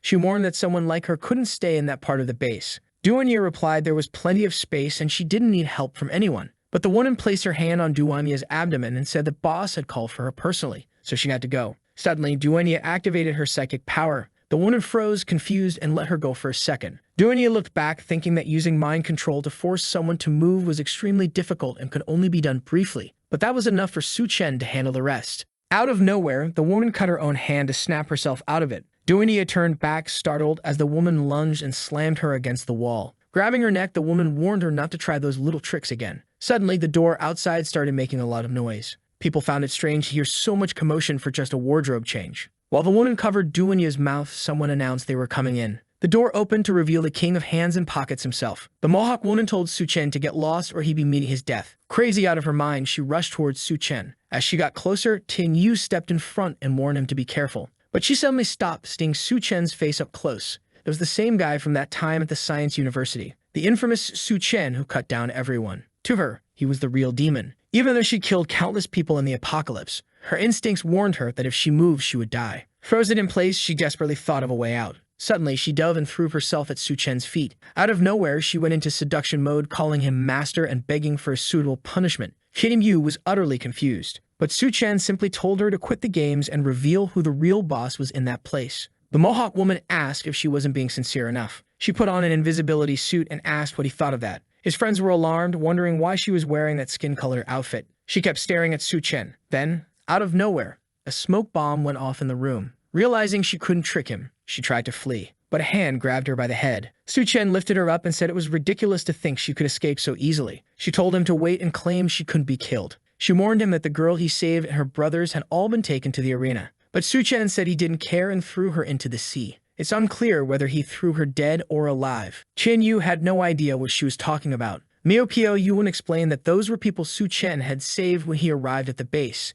Now they had to figure out how to rescue them so they wouldn't be killed by those rats. Su Chen seemed confused about the rat business. He immediately said he'd handle it, while his friends tried to calm him down. Poor bunny-tailed girl didn't even have time to change clothes. In another part of the base in the middle of an arena, someone announced that the two brothers had failed their mission, and the sentence was death. Captain Gu said that if they entered the arena, he might consider giving them a second chance. The captured brother told Xiao Mei not to believe him, but the little girl, holding a branch, said she wouldn't give up. She asked if he would really release her brother. Gu said yes as long as she managed to survive. As the gate rose, a giant rat appeared behind her. The second she turned around, the creature was already lunging for a bite. I thought Su Chen would save her in time, but she was already bitten by the leptospirosis rat on her arm. In the midst of it all, she remembered her brother showing her some mushrooms he found. They both commented on how dangerous it was since they didn't know if they were poisonous. The bearded man ate one, saying if he didn't die, then it was fine. But suddenly, his spirit left his body, and they realized the mushroom was definitely dangerous. The two decided to leave and earn contribution points to get food for her. They told her to stay safe and not get into trouble because they'd be back soon. But at that moment, the two were about to be executed. They told her not to worry about them. Captain Gu simply told them both to shut up. Their supports broke, and they began their journey to the next life. Xiaomai screamed for them, but the leptospirosis rat was still on her arm. But she grabbed the branch and jabbed it into the rat's eye. As the creature writhed in pain, she fell to the ground and started running, saying she'd save her brothers. She begged them to hold on a little longer, but the monster was already behind her and swiped at her. Captain Gu laughed, saying it was adorable to see a little girl trying to save her older brothers. He sneered that trash like them didn't deserve to live. Pinned to the ground, she cried out for her brothers, not understanding why they were being killed or why all of this was happening. Xiao Mai was on the verge of giving up, pleading for someone to save them. That's when Su Chen delivered a brutal blow to the rat's head, making it vanish into thin air. She was startled, and Chun Yu already sensed that this would stir up a fight. Captain Gu, on the other hand, couldn't fathom how the young man killed the creature so easily. Su Chen simply asked if this was what everyone was so afraid of. One thing he did notice, however, was that this creature, unlike others, didn't have any crystal. Captain Gu then smirked and said it seemed Su Chen was really looking for death. Behind the gate, there were more creatures waiting. Meanwhile, Su Chen's friends had rescued the little girl's brothers. They thanked her, saying it was her attempts that kept them alive long enough to be saved. A bit embarrassed, she replied that it was Brother Su Chen who saved them. At the same time, it seemed like the Mohawk girl Ji was talking to a scientist. She asked if this was the guy who would solve their problems. The scientist confirmed, saying that using that person's genes that could undoubtedly stabilize the apocalypse genes. He explained that the rats they had created used the most advanced technology they had. They were extremely fierce, and if the boy died there, he wouldn't deserve to be their experimental subject. But in just an instant, Su Chen slashed through each of the creatures.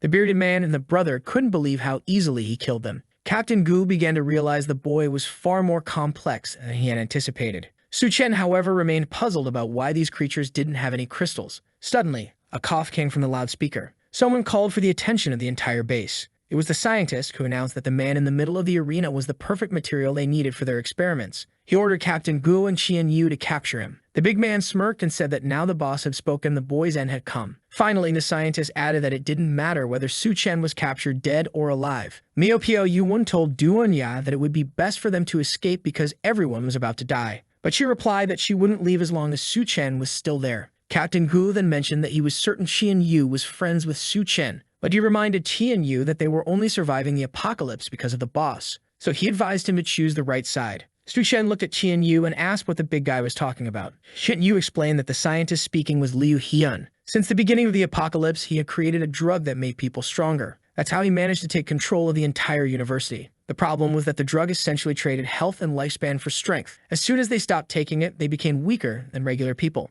Su Chen asked his friend if he would come with him if he had a solution, but Qian Yu responded regretfully that at the moment, he had no choice. Captain Gu began laughing, saying he never thought he'd see brothers turn on each other. He declared that time was up since the boss was waiting. He lunged at Su Chen, saying it would all end quickly. That's when someone declared that today would be different. It was Qian Yu who kicked the big guy in the face and said he'd make the wrong choice today. The captain fell, his bald head nearly bursting with rage. He screamed, demanding to know how the bastard dared to betray the boss. Qian Yu replied that he didn't care about that damn boss. Since he was only being controlled because of the drug, he had nothing left to lose, and if he died, he died. Betraying his friend would have been far worse. Su Chen was impressed by the camaraderie. Qian Yu declared he would fight them to the death. He then charged at the captain, who said that if Qian Yu wanted to die so badly, he'd help him out. But Qian Yu retorted that he wasn't enough to make that happen. He unleashed a barrage of punches in true JoJo fashion, but the captain didn't seem too shaken. He revealed that the boss had always suspected Qian Yu would betray them. That's why he was given the level 1 drug. This was something Qian Yu had never heard of. The captain explained that his fat cells were actually the strongest level 2 defense. No one could hurt him. He lunged forward, landing a crushing blow, but Qian Yu managed to block it. Though it was close, the young man narrowly avoided being crushed. As he was pushed toward the ground, the captain laughed maniacally. He pressed something on his weapon's handle, and electricity surged through it. Qian Yu knew he wouldn't be able to withstand it. The pressure made it impossible to escape, until someone kicked the weapon toward the big man. It was Su Chen, who had already stabbed both of the captain's sides. Qian Yu was stunned, and Duan Ya, for some reason, was still impressed despite everything Su Chen had already done. Above, the scientist watched the scene intently. Poor Captain Gu was now a puncture heap on the ground. The scientist found it fascinating, saying he was intrigued by Su Chen. He had spent countless resources and all his power to create the perfect being. His experiments had been advancing steadily, but Su Chen's strength showed that he was far more valuable than all of it. The scientist said he would give the boy a chance to join the experiments and become the first perfect human. From below, Su Chen asked if perfect human meant he turned into a rat. Liu Hian replied that in a way he was correct. The rat genes had been the easiest to comprehend compared to those of humans. The first goal was to create an army of rat men, one that would dominate everyone and bring about a paradise in the apocalypse. Like me, Su Chen thought this was the dumbest idea he'd ever heard. Liu Hyun didn't seem pleased with his reaction. As Ji aimed at him, Liu Hyun said that if Su Chen didn't understand evolution, he would show him the way. She fired her shot. Su Chen dodged, but the bullet struck Captain Gu in the chest. Suddenly, Gu's body began mutating, and everyone watched in horror. Duanyu wanted to know what kind of experiments these scientists were conducting. As Gu transformed, the scientist explained that the man was a sumo fighter. He had undergone genetic modifications to turn his fat cells into a type of armor. Now that he received the level 3 drug, both his regeneration and strength had increased. Heian explained to Su Chen that he had no chance now and asked if he finally saw the grandeur of evolution. Su Chen, however, raised a single finger and said Heian was merely turning people into monsters, nothing more. Liu Hyun called him ignorant and ordered his men to kill Su Chen and extract his genes. Captain Gu prepared to attack while Su Chen stood there observing. The man transformed into a rolling Sonic-like ball and charged at him. Duanya, ever the cautious one,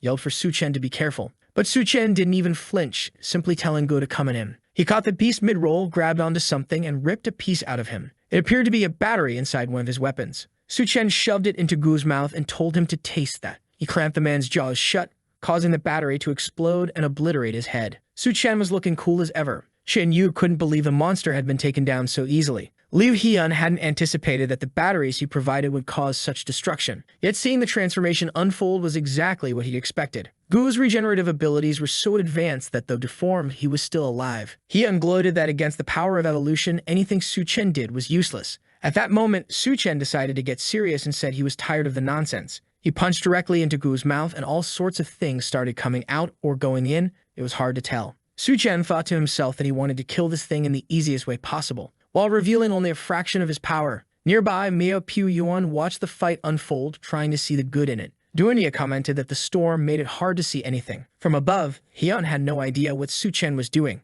Su Chen raised a smoke barrier so no one could see him using his powers. He admitted that the scientist's research was impressive, considering the regeneration. But he began pulling out materials, saying it was a shame that this wasn't just a storage area. He pulled out chunks of buildings and beams, saying he was well prepared for this. These were his secret weapons for dealing with regenerators. The onlookers heard the impacts, wondering what all the commotion was about. Heian still had no clue what Su Chen was doing. As the smoke cleared, Su Chen stood there looking cool as ever, posing like he was in a photo shoot. Everyone stared in disbelief. On top of Gu was a pile of cement and iron. Heian cursed Su Chen, yelling that someone needed to get the pile of junk off the captain. He ordered Su Chen's group to look around and realize they were surrounded by creatures. But Su Chen merely replied that it was perfect because he didn't plan on letting anyone leave alive. Du and Ya and the group were terrified, seeing that they were indeed surrounded. Suddenly, many of the people from the lab began transforming into the so-called rat men. Su Chen knew that as long as he didn't deal with the scientist above, it wouldn't end. He told the group that while he chased after Hyun, they would have to handle the situation. Duanyi remembered his warning that if she wasn't useful, he'd abandon her. Afraid of being left behind, she assured him she'd take care of it. Su Chen walked off, saying to call him if things got too difficult. Duanyi stepped forward, commanding everyone's attention. Using her magical talents, she declared she would try to control the creatures.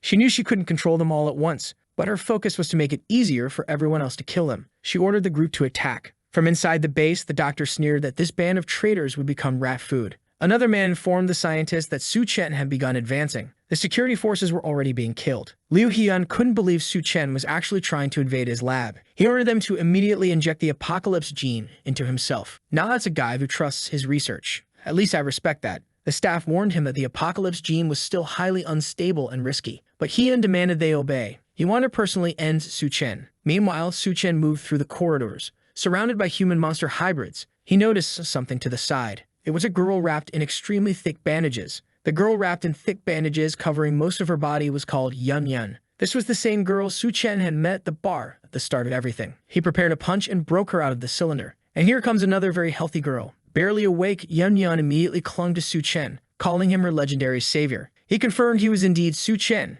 and assured her not to worry, he'd get her out of there. But she clutched her stomach and said she was starving. Confused, Su Chen was about to respond when someone shouted from behind the door, telling him to let her go. A few arrows flew toward him, but he caught one midair. It was Liu Hyun, ordering him to release the woman he had chosen. Su Chen immediately recognized that Hyun had ice-based abilities. He questioned the scientist, asking if he thought humans were merchandise, casually saying he chose her. The scientist scoffed, claiming that in the apocalypse, ordinary humans were like ants. As someone wielding the power of evolution, he was destined to rule the world. Having Yun Yun belong to him was, in fact, an honor. Su Chen simply replied that the man was as much of a lunatic as the rumors suggested. Suddenly, Yun Yun grabbed Su Chen, begging him not to leave her behind. She said she was scared, and he reassured her he wasn't going anywhere. The poor scientist was about to need therapy for cuckoldry. He charged at Su Chen, demanding he let go of his woman. But Su Chen casually kicked the cylinder, which Hyun managed to deflect to the side. When he turned back, he was greeted with an unexpected sight. A kiss. Right there, Su Chen and Yun were locking lips.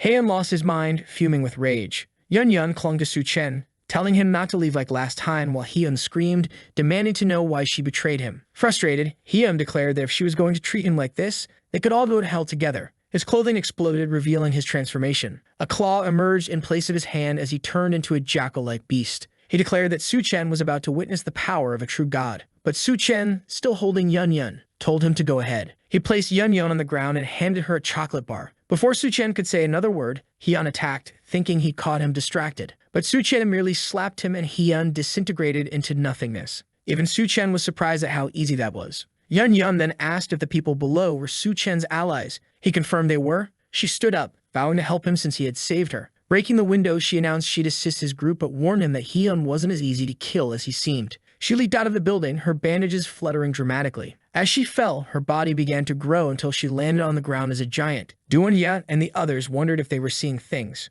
But there she was, a woman the size of a building, right in front of them. She started stomping around, crushing the first rat underfoot.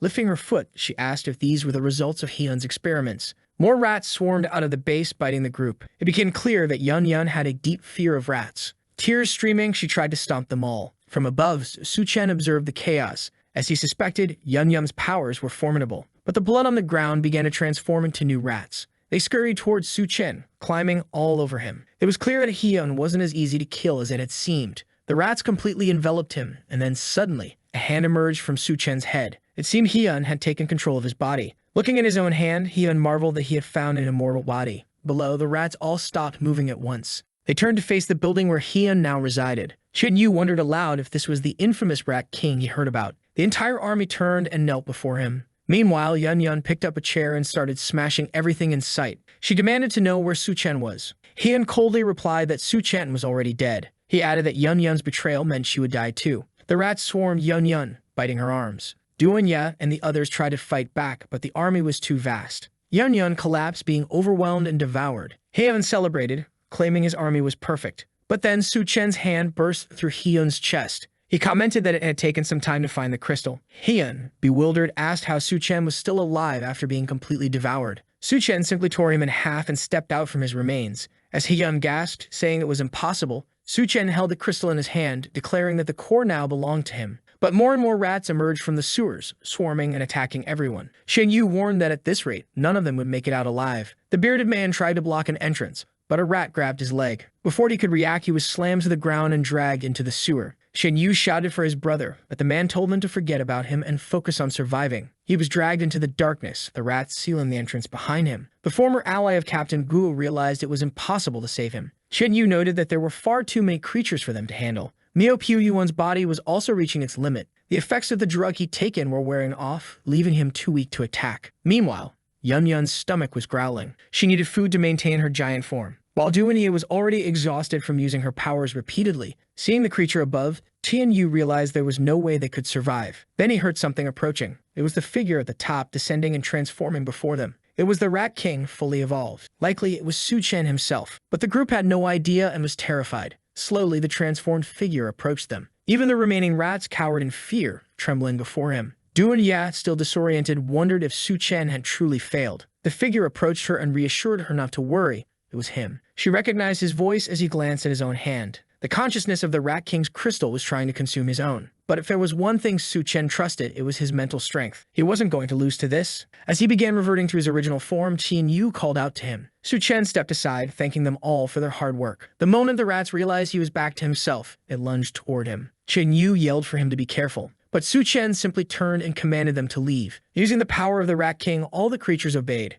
They scattered, retreating back into the sewers. Mio Pyu-Yuan, stunned, asked what had just happened. The group realized that all Su Chen had done was tell them to leave. Finally, the remaining energy from the Rat King's crystal was enough to control them. But then Chen-Yu began growing in pain. Su Chen rushed to him, asking if he was alright. Yun explained what was happening. The drug the scientists had been giving them was actually a poison. The more power they used, the more it consumed their bodies. Su Chen asked how they could save him. Yun explained that inside the lab, there was a body whose blood acted as an antidote. Without hesitation, Su Chen headed to the lab. Standing before the door, he felt an intense pressure. As he opened it, it felt as though he were stepping into a black hole. Something strange brushed against his foot, and he questioned the sensation. It felt as though he had passed through a portal made of mental energy. He stopped abruptly, knowing there should have been a corpse there. But instead, something else was waiting. A planetary scientist greeted him, saying he had finally arrived. She turned and called for her classmate Liu. Confused, Su Chen looked to the side and saw his reflection displaying a different image. It was as if he were trapped inside an illusion. He had no idea why this was happening. Whatever it was, he needed to wake up quickly. The girl turned back to him, inviting him to sit. Su Chen began wondering if he was inside Liu Hyun's memories.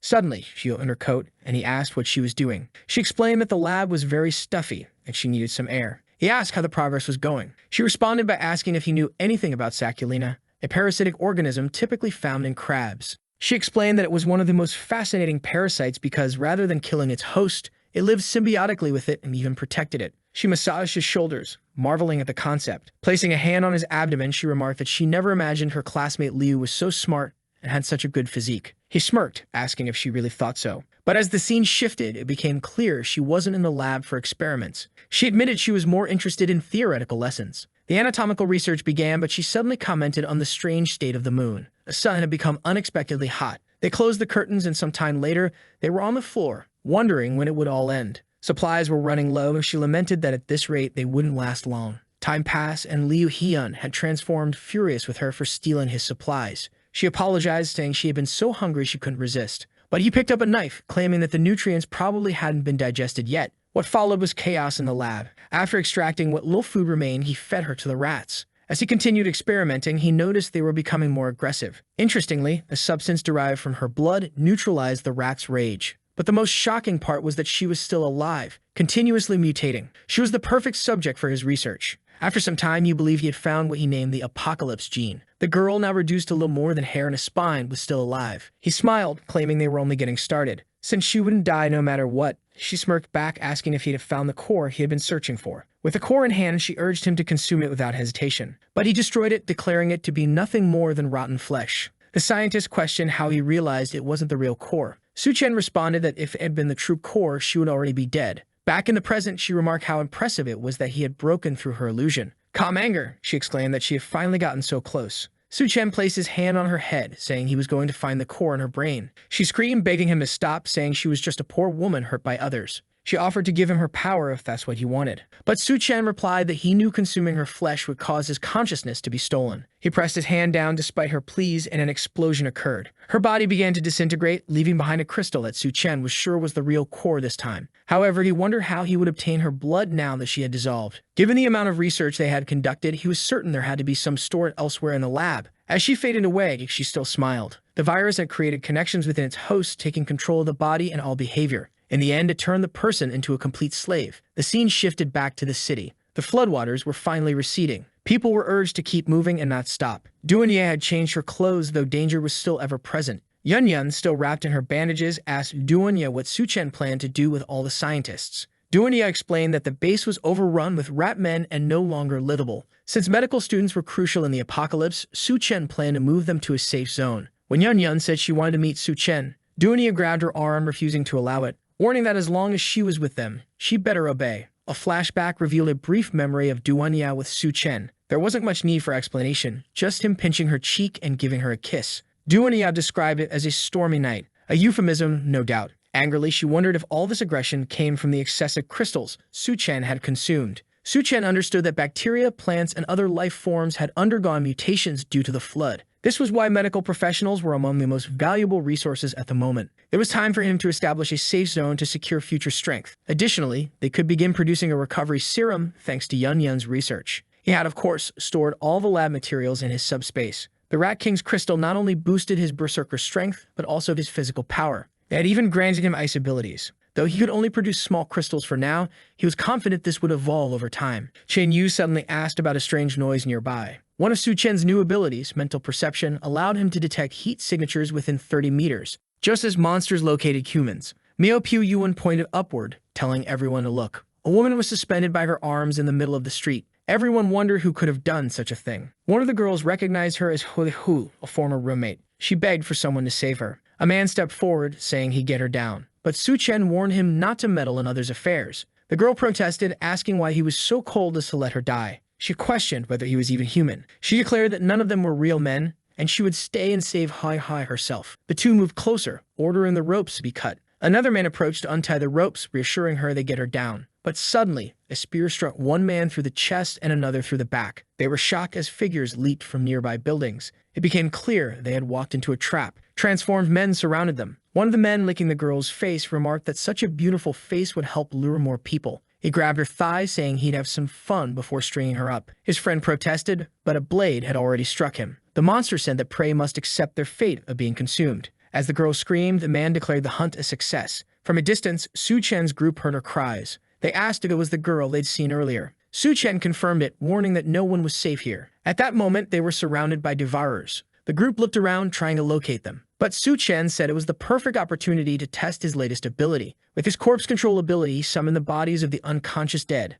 Zombies began to rise behind the transformed men. But for those who still retained their minds, it was easy to tear the zombies apart and hurl them away. Su Chen noticed the group trying to escape. The attackers leaped from the building, saying they wouldn't let them get away. But Su Chen stayed behind, declaring that the ones who would escape were his group. One of the attackers, confused, commented that it seemed someone was eager to die. Su Chen simply replied that it was a shame devourers didn't have crystal cores. At that moment, the zombies surrounding the attackers closed in on them again. A short time later, at the Reshing safe zone, Su Chen's group arrived and someone shouted, questioning who dared to invade Reshing. It was Du Wanyad and Yun Yun, nearly exploding with frustration, declaring they had come from the University of Science and Technology. Suddenly, a man wielding an axe leaped down in front of them. He glared at the women, warning that no trash was allowed in this place and they should leave. Duanya activated her power, demanding to know who gave him the authority to deny her entry. The man seemed affected but struck his own head, smirking that she had a few tricks. He lunged at her, calling her useless garbage. Xiaofeng intervened, raising his hand to stop him. He addressed Captain Su, saying these people were only seeking refuge and there was no need to attack them. The man argued that ordinary people couldn't survive the devourer-infested areas, so they must be infiltrators.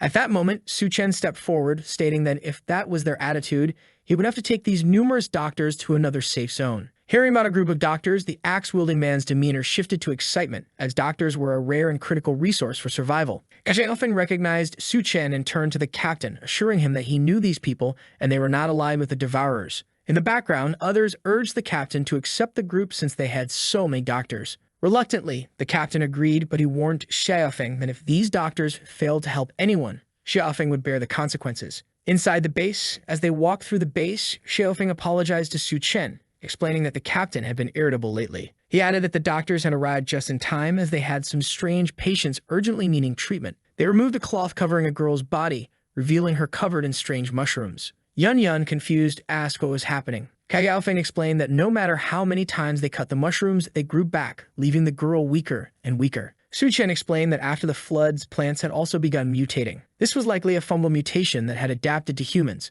Duanya remarked that the girl was being used as a nutrient source. Yun Yun volunteered to inform the others so they could start developing a treatment. Su Chen realized this was only the beginning of plant evolution. Soon, plants would reach the point of actively attacking humans. At that moment, devourer tribes would seize the opportunity to use people as a form of livestock. This was why Su Chen needed to establish a secure zone and prepare before it was too late. Chaos in the base. In the middle of the base, a man driving a car recklessly mowed people down. Bystanders warned others to stay out of the young lord's way. He fired his gun wildly, shouting for the peasants to move aside. Su Chen, witnessing the scene, questioned why no one was stopping him. Xiaofeng explained that the base's main teams had disbanded. Su Chen asked if it was due to the influx of chaotic refugees. Xiaofeng confirmed, adding that the young lord was the son of a city leader and had been doing as he pleased since the beginning. No one could expel him, which was why the base struggled to function. The young lord spotted the newcomers and, delighted, maneuvered his car toward them. He stopped in front of Yun Yun, inviting her to join him for food and fun. Yun Yun stood up, claiming she was starving and needed him to carry her. The young lord grinned, thrilled to oblige.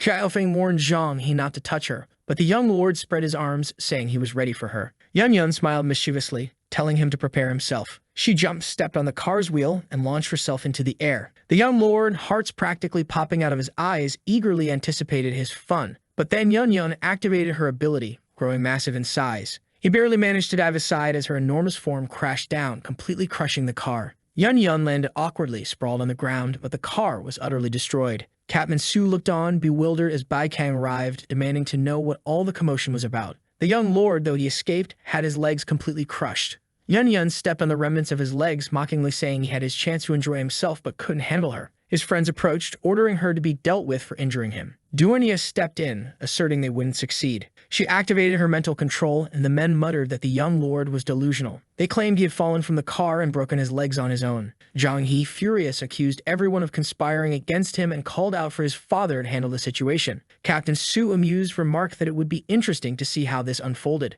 Suddenly, a convoy arrived, surrounding a vehicle. Xiaofeng seemed nervous, realizing Zhang He had actually summoned the city's lord. A portly man with a mustache stepped out, demanding to know what had happened to his son. As Xiaofeng tried to defend the group, explaining that they had brought a team full of doctors, but the young master was just causing trouble. However, the boy on the ground accused them of breaking his leg. To everyone's surprise, his father slapped him across the face. The lord scolded his son, reminding him that he had ordered everyone entering the base to be treated with respect. He declared that his plan during the apocalypse was to turn this place into a symbol of hope. The crowd seemed moved, realizing the lord didn't appear to be as bad as they had thought. He continued his speech, inviting everyone to help build this dream alongside him. They would provide the best food and the most generous conditions possible. Xiaofeng called for Su Chen and told the group they were welcome to stay. But when they turned to look for Su Chen, he had already disappeared. Around a campfire in the forest, someone asked why they weren't staying in the city. Duanya, skeptical, wondered if the lord wouldn't seek revenge for his son's broken leg. Yun Yun chimed in, suggesting they all sleep together in the forest that night. She teasingly told Duanya it was her first time and she'd need help falling asleep. Duanya simply replied that she might not even be able to sleep tonight. Confused, Yun Yun asked where all this energy was coming from. Su Chen interrupted, telling them to stop imagining things as someone was approaching. A group hidden behind the trees emerged, armed, asking if they really thought they'd get away with breaking the young master's leg.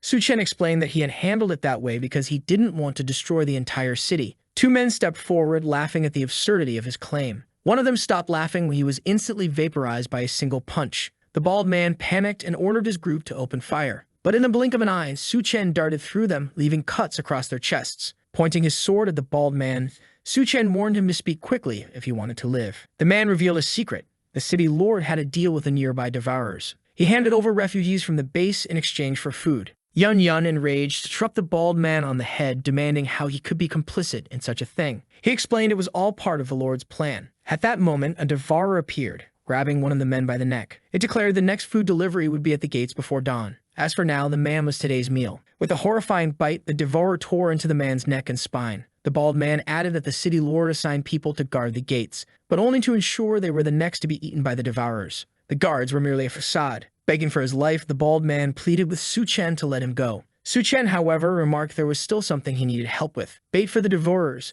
The scene shifted to the bald man tied to a rope among the devourers, screaming for help.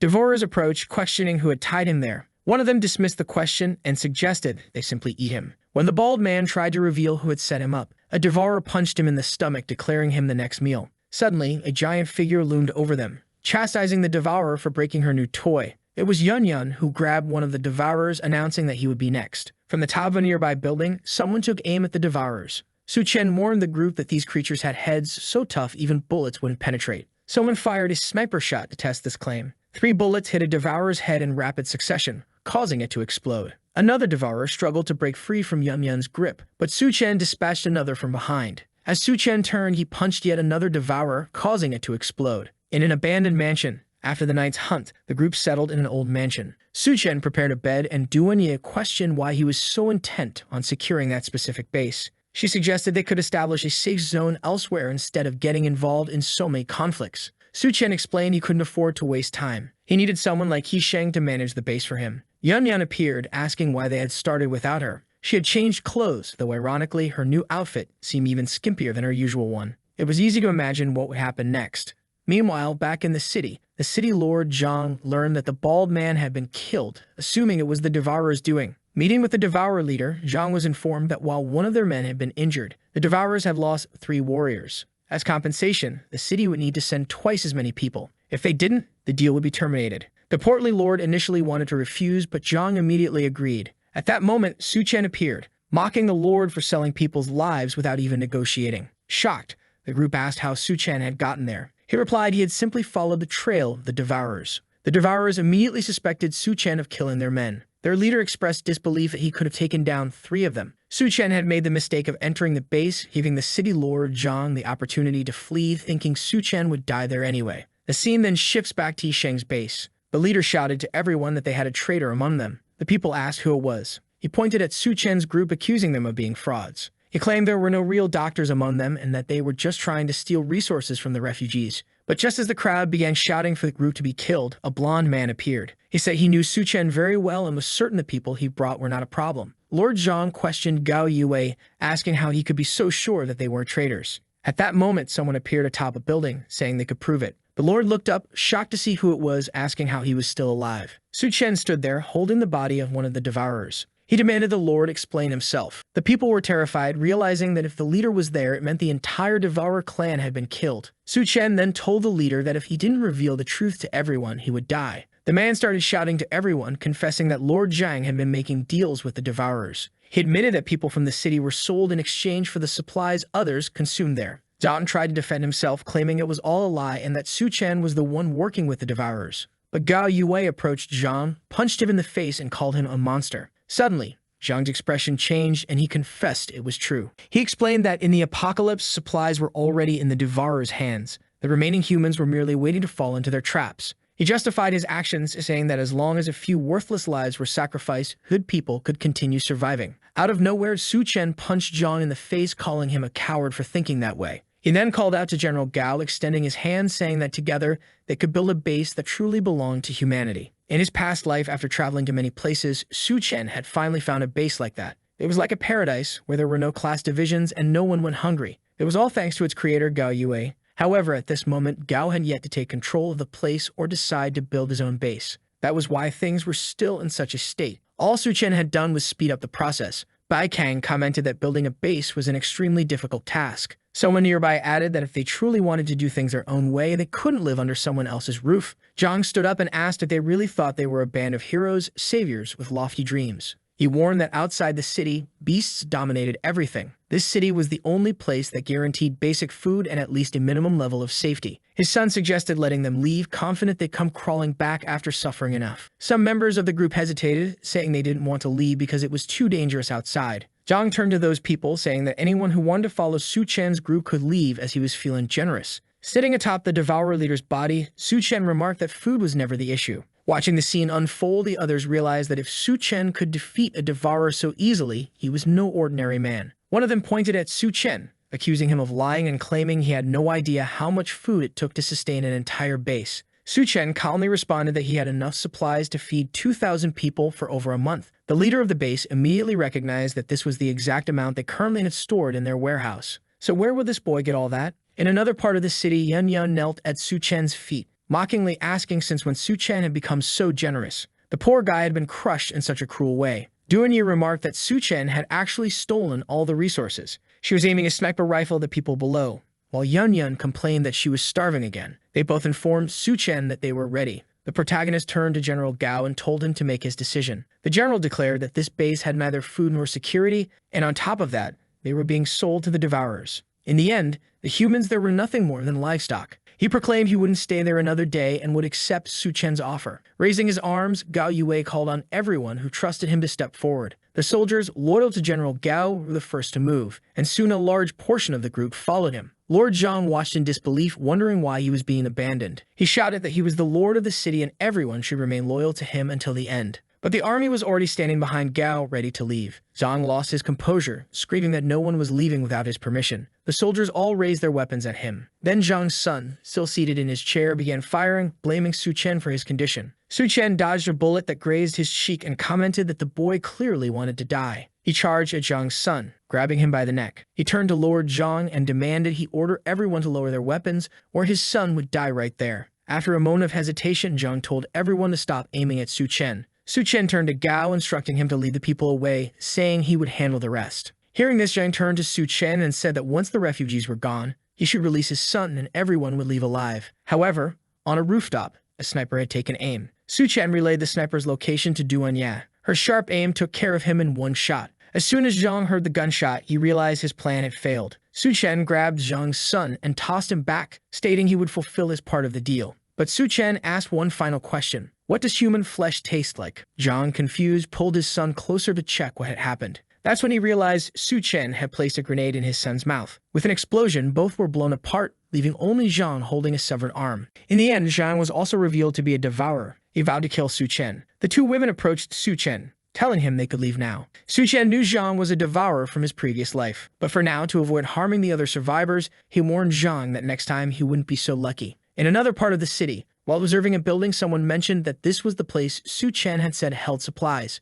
It was Sun and his army, whose mission was to eliminate the devourers and bring back the resources to their base. But as soon as Sun's troops entered, they were shocked. The devourers in that place were already dead. Shortly after, they had loaded their trucks with the supplies the devourers had been hoarding. Sun celebrated the success, but was also confused, wondering why the trip had been such a waste of the entire army's time. Someone mentioned hearing that Su Chen had received an important mission. Sun began to wonder about that handsome boy and what he was really up to. Why is he trying to compete with him? At an antenna in another part of the city, Yun Yun asked Duan why that idiot captain hadn't returned yet. Duan told her not to worry, saying that Su Chen had already killed the devourers in that area, so the others would survive. Yun Yun replied that they would still need to stay for the soldiers to deliver supplies to the survivors. At that moment, Duan noticed the truck arriving, but she commented that it would be difficult to use mental powers to hide Yun Yun entirely. Sun introduced himself to Gao Yui and informed him that the resources had been collected. The captain asked if it was true about the supplies. Sun confirmed, saying Su Chen hadn't deceived them and had gathered enough to save everyone. Go Yui praised Su Chen as a savior, but Sun dismissed him, saying he was just a pretty boy tricking people. Suddenly, another man in a gray shirt appeared. Sun informed the general that they had detected another devourer tribe near the southern hospital. Captain Sun saw this as the perfect opportunity to show everyone who the real savior was. In another part of the city, someone asked if they were really going to attack the military base. Bai Kang said the base surely had important resources, but so many people had died there, it was likely a trap filled with mutants. Su Chen told them not to worry and to just take him there. He'd handle the rest. Bai Kang replied that they'd need a car, and that the place might still be submerged. Su Chen said getting a vehicle was easy, and one appeared right in front of them. Before they could process what happened, he got in and told them to move quickly. The car sped through the city. Elsewhere, a group of men was trying to drain water from a location, but no matter how much they pumped, the place wouldn't empty. A transformed man with a bandana ordered them to bring some useless items to use as bait for the creatures. The items turned out to be humans, who were thrown into the river. The man with the bandana said the aquatic ghouls would now be busy, making it the perfect chance for them to be rewarded with one of the Lord's women. One of the men stepped forward, saying he wanted food along with a woman. Priorities right, survival first.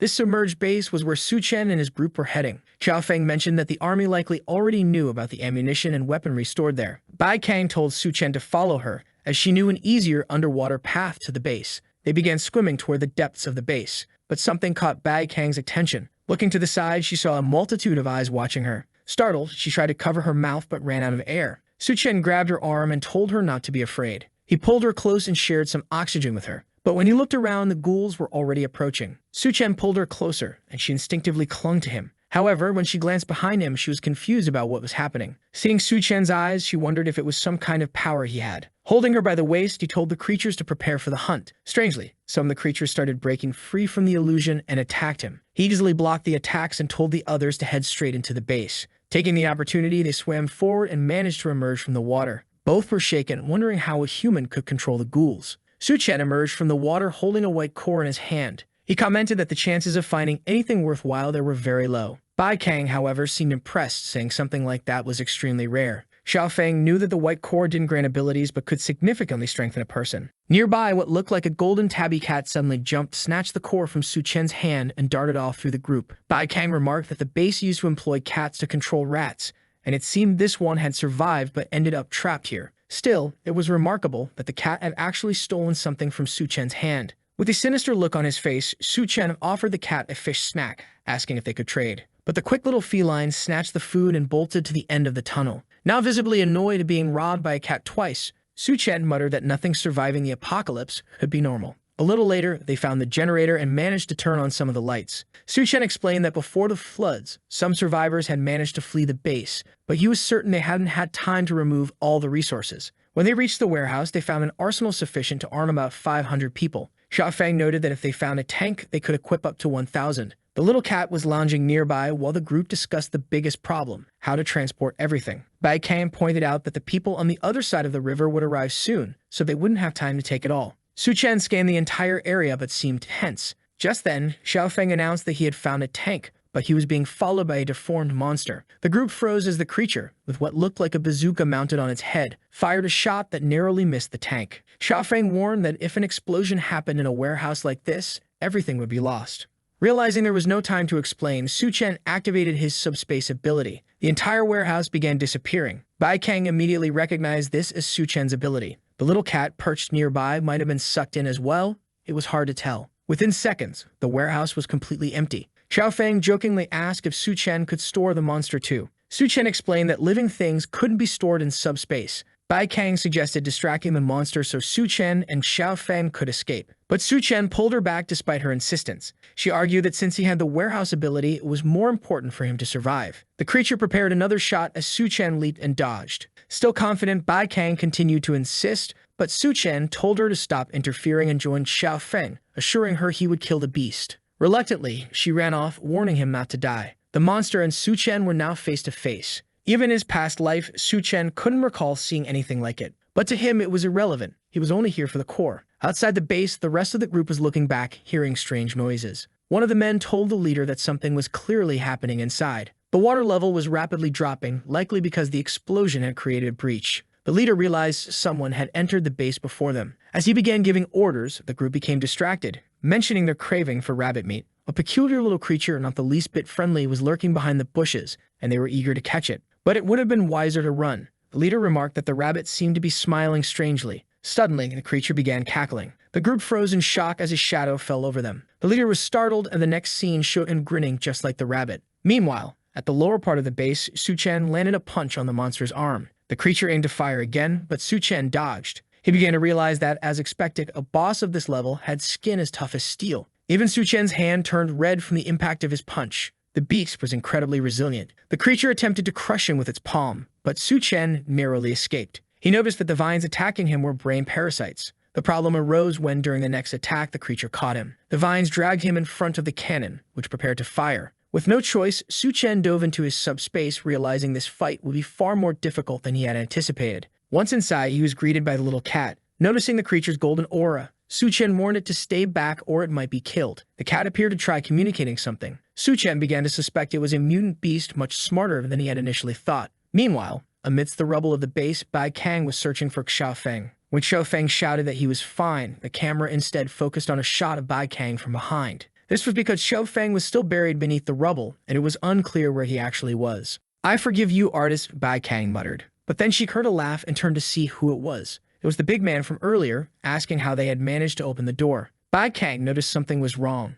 Everyone was smiling in a strange, eerie way. Suddenly, the leader lunged at her. Back in the subspace, the cat began transforming, growing gigantic in front of Su Chen. Su Chen was baffled at how the creature was growing so rapidly. With no choice, he removed the monster from the subspace, placing it face to face with the vine-covered beast. Su Chen quipped about the old saying, "Two tigers cannot share the same mountain." Standing next to the cat, he realized it had likely stolen the crystal to lure him there. He stared at the feline, surmising it had wanted his help against this monster. Before he could respond, the cat grabbed his back, clearly preparing for something. Su Chen climbed onto its back, declaring that now they would fight together. The cat, judging by its expression, wasn't thrilled with the idea, but there was no time to hesitate as the other creature lunged for a bite. The cat's expression shifted and it lashed out with a swipe, leaving a cut on the monster. However, even the cat's claws didn't seem to cause much damage. Su Chen instructed the cat to maintain its distance while he approached the vines, leaving the rest to him. The cat dodged several attacks, one of which struck the ground and caused water to start leaking in. It continued evading despite the vines relentlessly closing in. Finally, Su Chen found an opening and launched himself at the monster. He landed a powerful punch directly on its head, sending it crashing to the ground.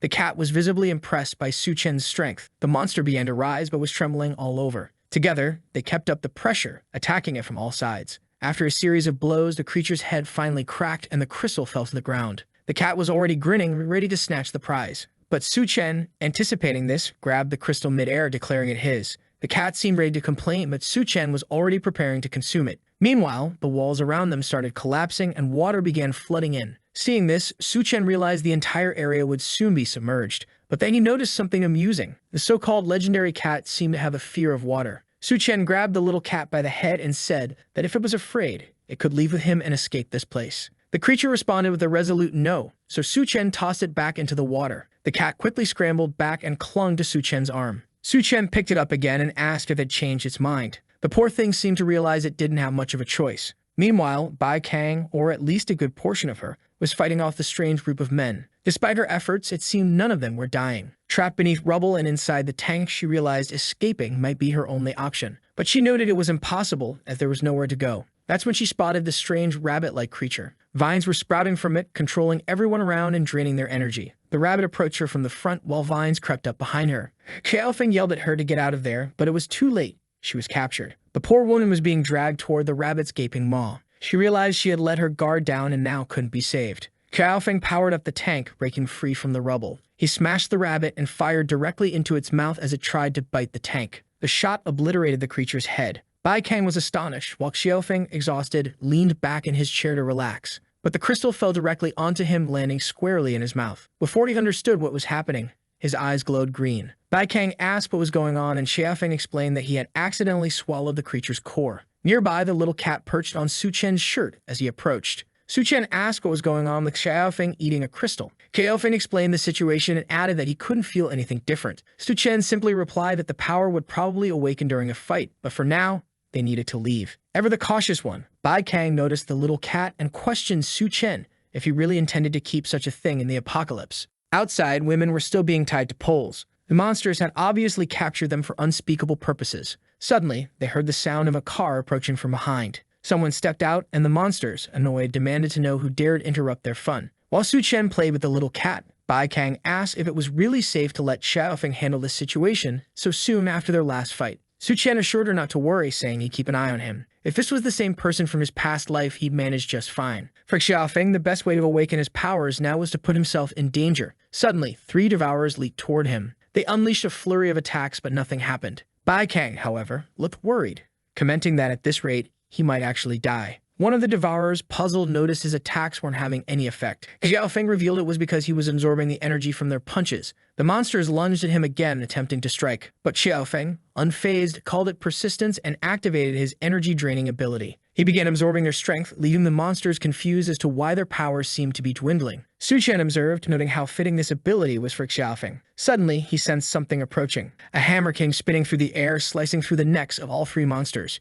Xiaofeng was startled as the weapon landed in someone's hand. It was Captain Sun. Some remarked that he had barely managed to save Xiaofeng in time. Had he arrived a moment later, everyone would have been dead. As payment for his help, Sun demanded they hand over some food. Xiaofeng immediately started to protest. However, Su Chen told Xiaofeng not to do anything rash. He suggested they just take some food from the car and hand it over to Captain Sun. He pulled out a box from the car and said that in the apocalypse, options were limited. He handed over several boxes of food, jokingly telling Sun that this was truly delicious. Before Sun could complain, Su Chen sped off in the car. One of Sun's men asked why he didn't take the opportunity to kill Xiaofeng. Sun explained that he had tried but missed the attack. The man kept provoking Sun, accusing him of trusting these newcomers more than those who had been with the group for a long time. In the car, Su Chen asked Xiaofeng if Sun had something personal against him. Xiaofeng replied that Sun had always been like that and told Su Chen not to stress about it. But the truth was, when the axe had flown, Su Chen had thrown a rock to change its trajectory. If it wasn't personal, it showed that Sun had some kind of ulterior motive. Su Chen suspected that Sun was likely trying to form a separate faction within the base, and something like that couldn't be allowed to happen. Back at the construction site, the giant Yun Yun was helping to build the walls. She asked if there was anything else they wanted her help with since she needed to eat a lot. The workers reassured her not to worry, saying the best part of all this was ensuring the people's safety. At that moment, she called out to everyone, announcing that Su Chen's car was returning. Already arriving at the base, Su Chen tells his kitten not to scare people. The kitten meows softly and seems calm. Bai Kang comments that the little guy is happy, probably because he hasn't been out in a long time. Su Chen, however, says it's because he fed him a lot, and obviously, no one would do that in an apocalypse. A while later, they show him the warehouse and ask if there's enough space. We then see Gao Yue startled upon discovering that Su Chen has spatial storage abilities. It was necessary to reveal this so he could understand how all those military supplies ended up there. Su Chen explains that these are weapons they found at the base, and now with them they can establish their base securely. Gao Yue asks why Su Chen is revealing his ability. Wouldn't it have been safer to keep it a secret from everyone? However, Su Chen says that now they are all in this together, so he trusts the people. The captain agrees and promises to keep this secret until death. Bai Kang then says the base doesn't have a name yet and suggests it be called Dawn Light. Apparently, Su Chen's name in Chinese also means dawn. Gao Yue says it's a good name considering this base will be a new hope for everyone in the apocalypse. Su Chen thinks it will be an honor for him as this apocalypse base will be the true heaven in this place. The kitten is approaching a spot where people are praising Do-Won for successfully removing a plant. Some doctors tell her that the surgery wouldn't have been possible without her. Wow, this Do-Won really has a big heart to be saving these people, doesn't she? She simply says it's a pity she can't save every case in this place. However, the scalpel she was holding reminded the kitten of some experiments conducted on him. At that moment, he got scared and froze. Seeing this, Duwon stroked him, trying to find out if he was hungry. She picked up the poor thing, which couldn't react. She didn't know Su-chen was the one who brought the kitten, and thought about asking to take care of him when he appeared. However, she realized it was unlikely he would agree given how hard it is to find food at this moment. She then goes to a door and says this is their temporary shelter. Suddenly, someone hugs her from behind and asks if she wants to have some fun. A second later, she's already on the bed. The kitten is there in the middle doing who knows what. Run, kitty, run. The protagonist wants to know how she already knew it was him. She replies that he's the only person completely immune to her psychic powers. A while later, I don't know what happened, but the kitten is already taking a bath with her. She finds out that Su-chen was the one who named him, and due to the golden patterns on his body, she decides to name him Gold. Wait, I didn't know Su-chen was nearby, but there he is, saying he needs help cleaning the kitten. She changes the subject and asks how the expedition to the military base went. He shows the crystal and says that with it, he'll become a level 2 human. The cat is confused because he remembers seeing Su-chen earlier. However, Su-chen reveals that at that time he only threw it into the storage space. That's because consuming a crystal is dangerous, as many things can happen at that moment. Usually, it provides a lot of energy that needs to be spent. I thought he had already used up the energy, but now that he's transformed, you know what he'll use it on. Meanwhile, the gigantic Yun-Yun was passing by outside. The kitten seems to notice something. It's Yun-Yun looking through the window, wondering why Su-chen didn't call her. Duonia asks Yun-Yun for help, saying she can't handle it alone. Yun-Yun is startled and transforms. Su-chen says she arrived at the perfect time. Both women are lying on the bed, saying it was amazing, right guys? What are we even reading? Su-chen apologizes, saying he had too much energy because he absorbed many crystals. Yun-Yun comments that she'll need to absorb some crystals too because otherwise she won't be able to keep up. Duonia asks what has changed now that he has become a level 2 human. He says he'll need to test it because he hasn't fully understood yet. He then activates the steel body ability again and feels that now his skin is truly impenetrable. He stretches out his arm and a strange energy accumulates, prompting him to decide to run a test. Releasing a bit of power, the two are hit by a gust of wind and thrown out of the bed. He comments that it seems like it doesn't cause that much damage. Another detail is that the spatial ability used to only open where he made contact, but now he can open multiple small portals within a 20-meter radius. The two are angry about being used as test dummies. He shows that his ice ability can now create slightly larger blocks and even wet his hand, though it's still not very useful.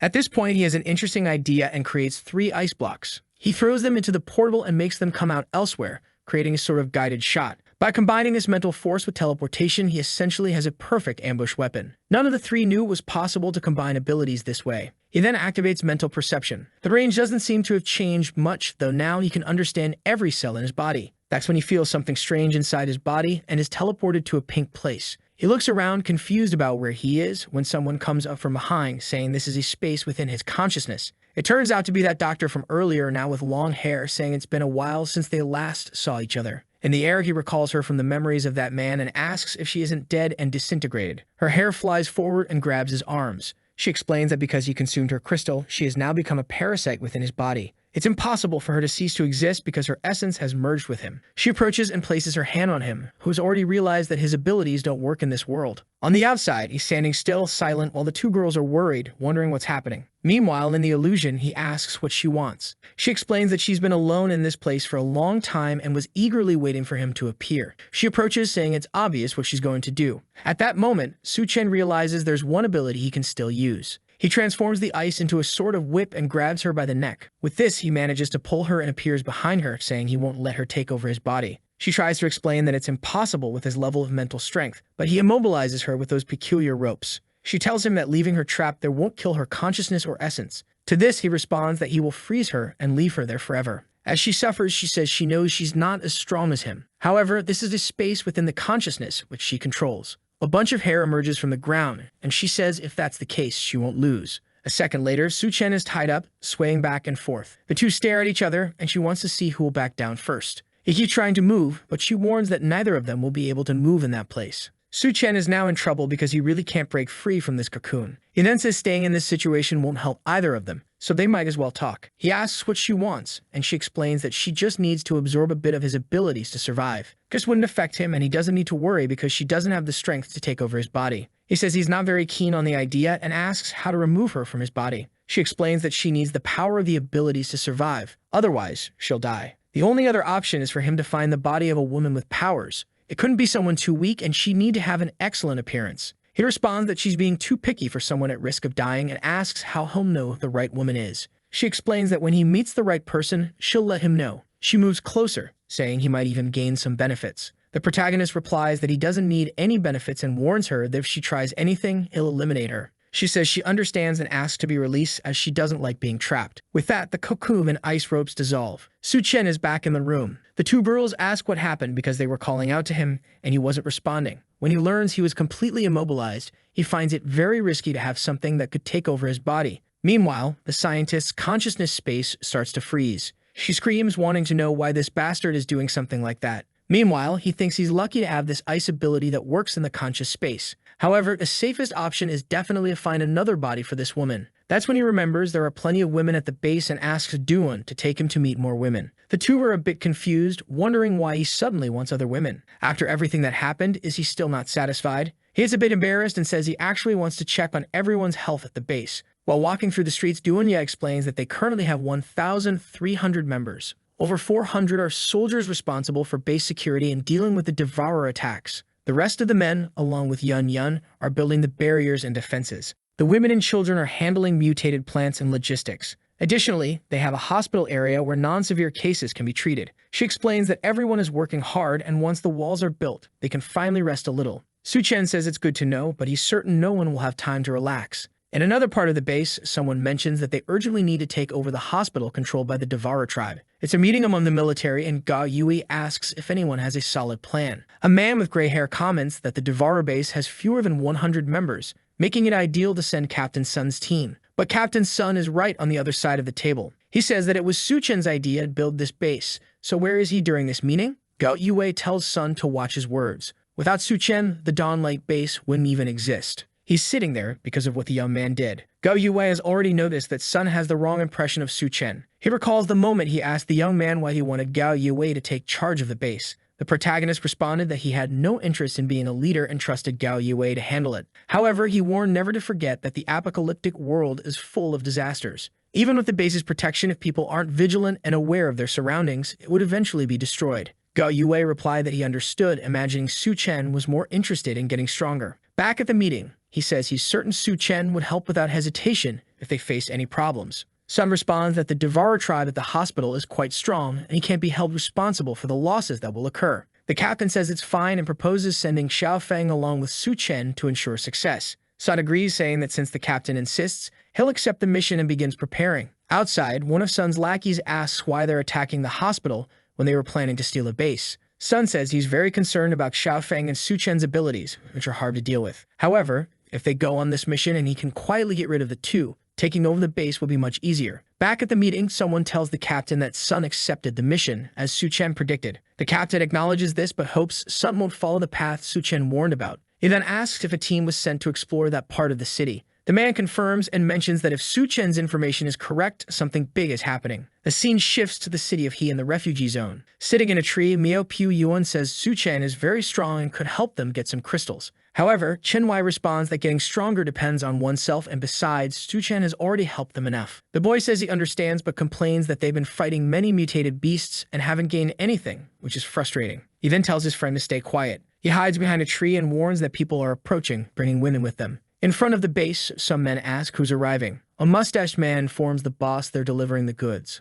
Among them is Ji, whom Su-chen has encountered 3 times before. The man says they're all high quality. The boss instructs them to proceed as he'll take them to the Lord. He pats his friend's belly, saying they'll make a fortune once again. In another room, someone expresses dissatisfaction with the current batch of goods. The Devourer chief of the location declares that the woman who can give him a child will be spared. One of them tries to say something but is grabbed by the neck, and he tells her she's just a tool. While the girl cries, another man approaches and reports that Su-chen's group is coming to attack the hospital. The chief orders his entire group sent out because he wants this Su-chen dead. One of them explains that the people are starving and too weak to fight. The only way to win would be to turn everyone into devourers, but the process takes time. At this, Ji, sitting in the back, offers to help. The chief turns and asks what her plan is. In the next scene, 2 of his men are buried up to their necks. They ask the chief what's happening and why he's doing this when they've always been loyal. He approaches with a hammer and explains that Ji said she could help him build an army of devourers. The problem is she needs their heads as ingredients for a potion. They call it a lie, clearly a revenge act for capturing her. The chief says he doesn't care, he's more curious to see what she'll do.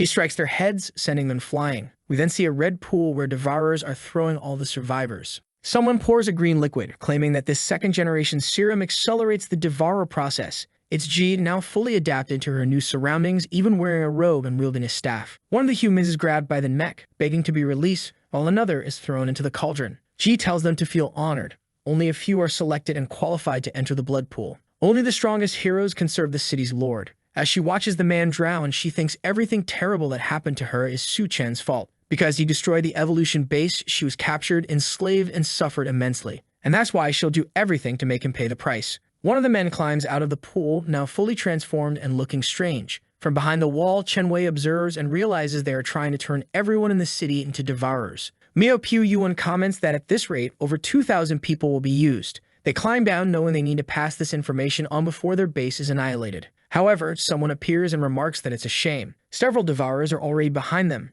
announcing that neither of them will make it out alive. Miao Piu Yuan is startled, but Chen Wei steps forward, saying he'll create an opportunity for Miao to escape. The devourers, however, laugh and declare that neither will have a chance. They'll become Fu here and now. The scene shifts back to the Dawnlight base. Xiao Mai is walking when Su Chen approaches her, asking how life is at the base. She says everything is peaceful, and no one is causing her any trouble. At that moment, Gao Yue calls for Su Chen. He approaches and says he has spoken with Captain's son, but they'll need Su Chen's help to kill numerous devourers. Su Chen simply responds that it's not a problem. However, the captain adds that he has one more request. The hospital is very close to their base and will eventually become a problem. Furthermore, the medicine there is an extremely important resource, so he asks Su Chen to retrieve some for them. The protagonist assures him not to worry, he'll only take what's necessary. Gao Yue then wishes him good luck, mentioning that all the powered individuals at the base will join the mission this time. The military group arrives, stating that they're under Su Chen's command. The protagonist gathers everyone's attention and tells them to listen up. He wants them to remain at the base to defend it, especially keeping an eye on the movements in Aga City.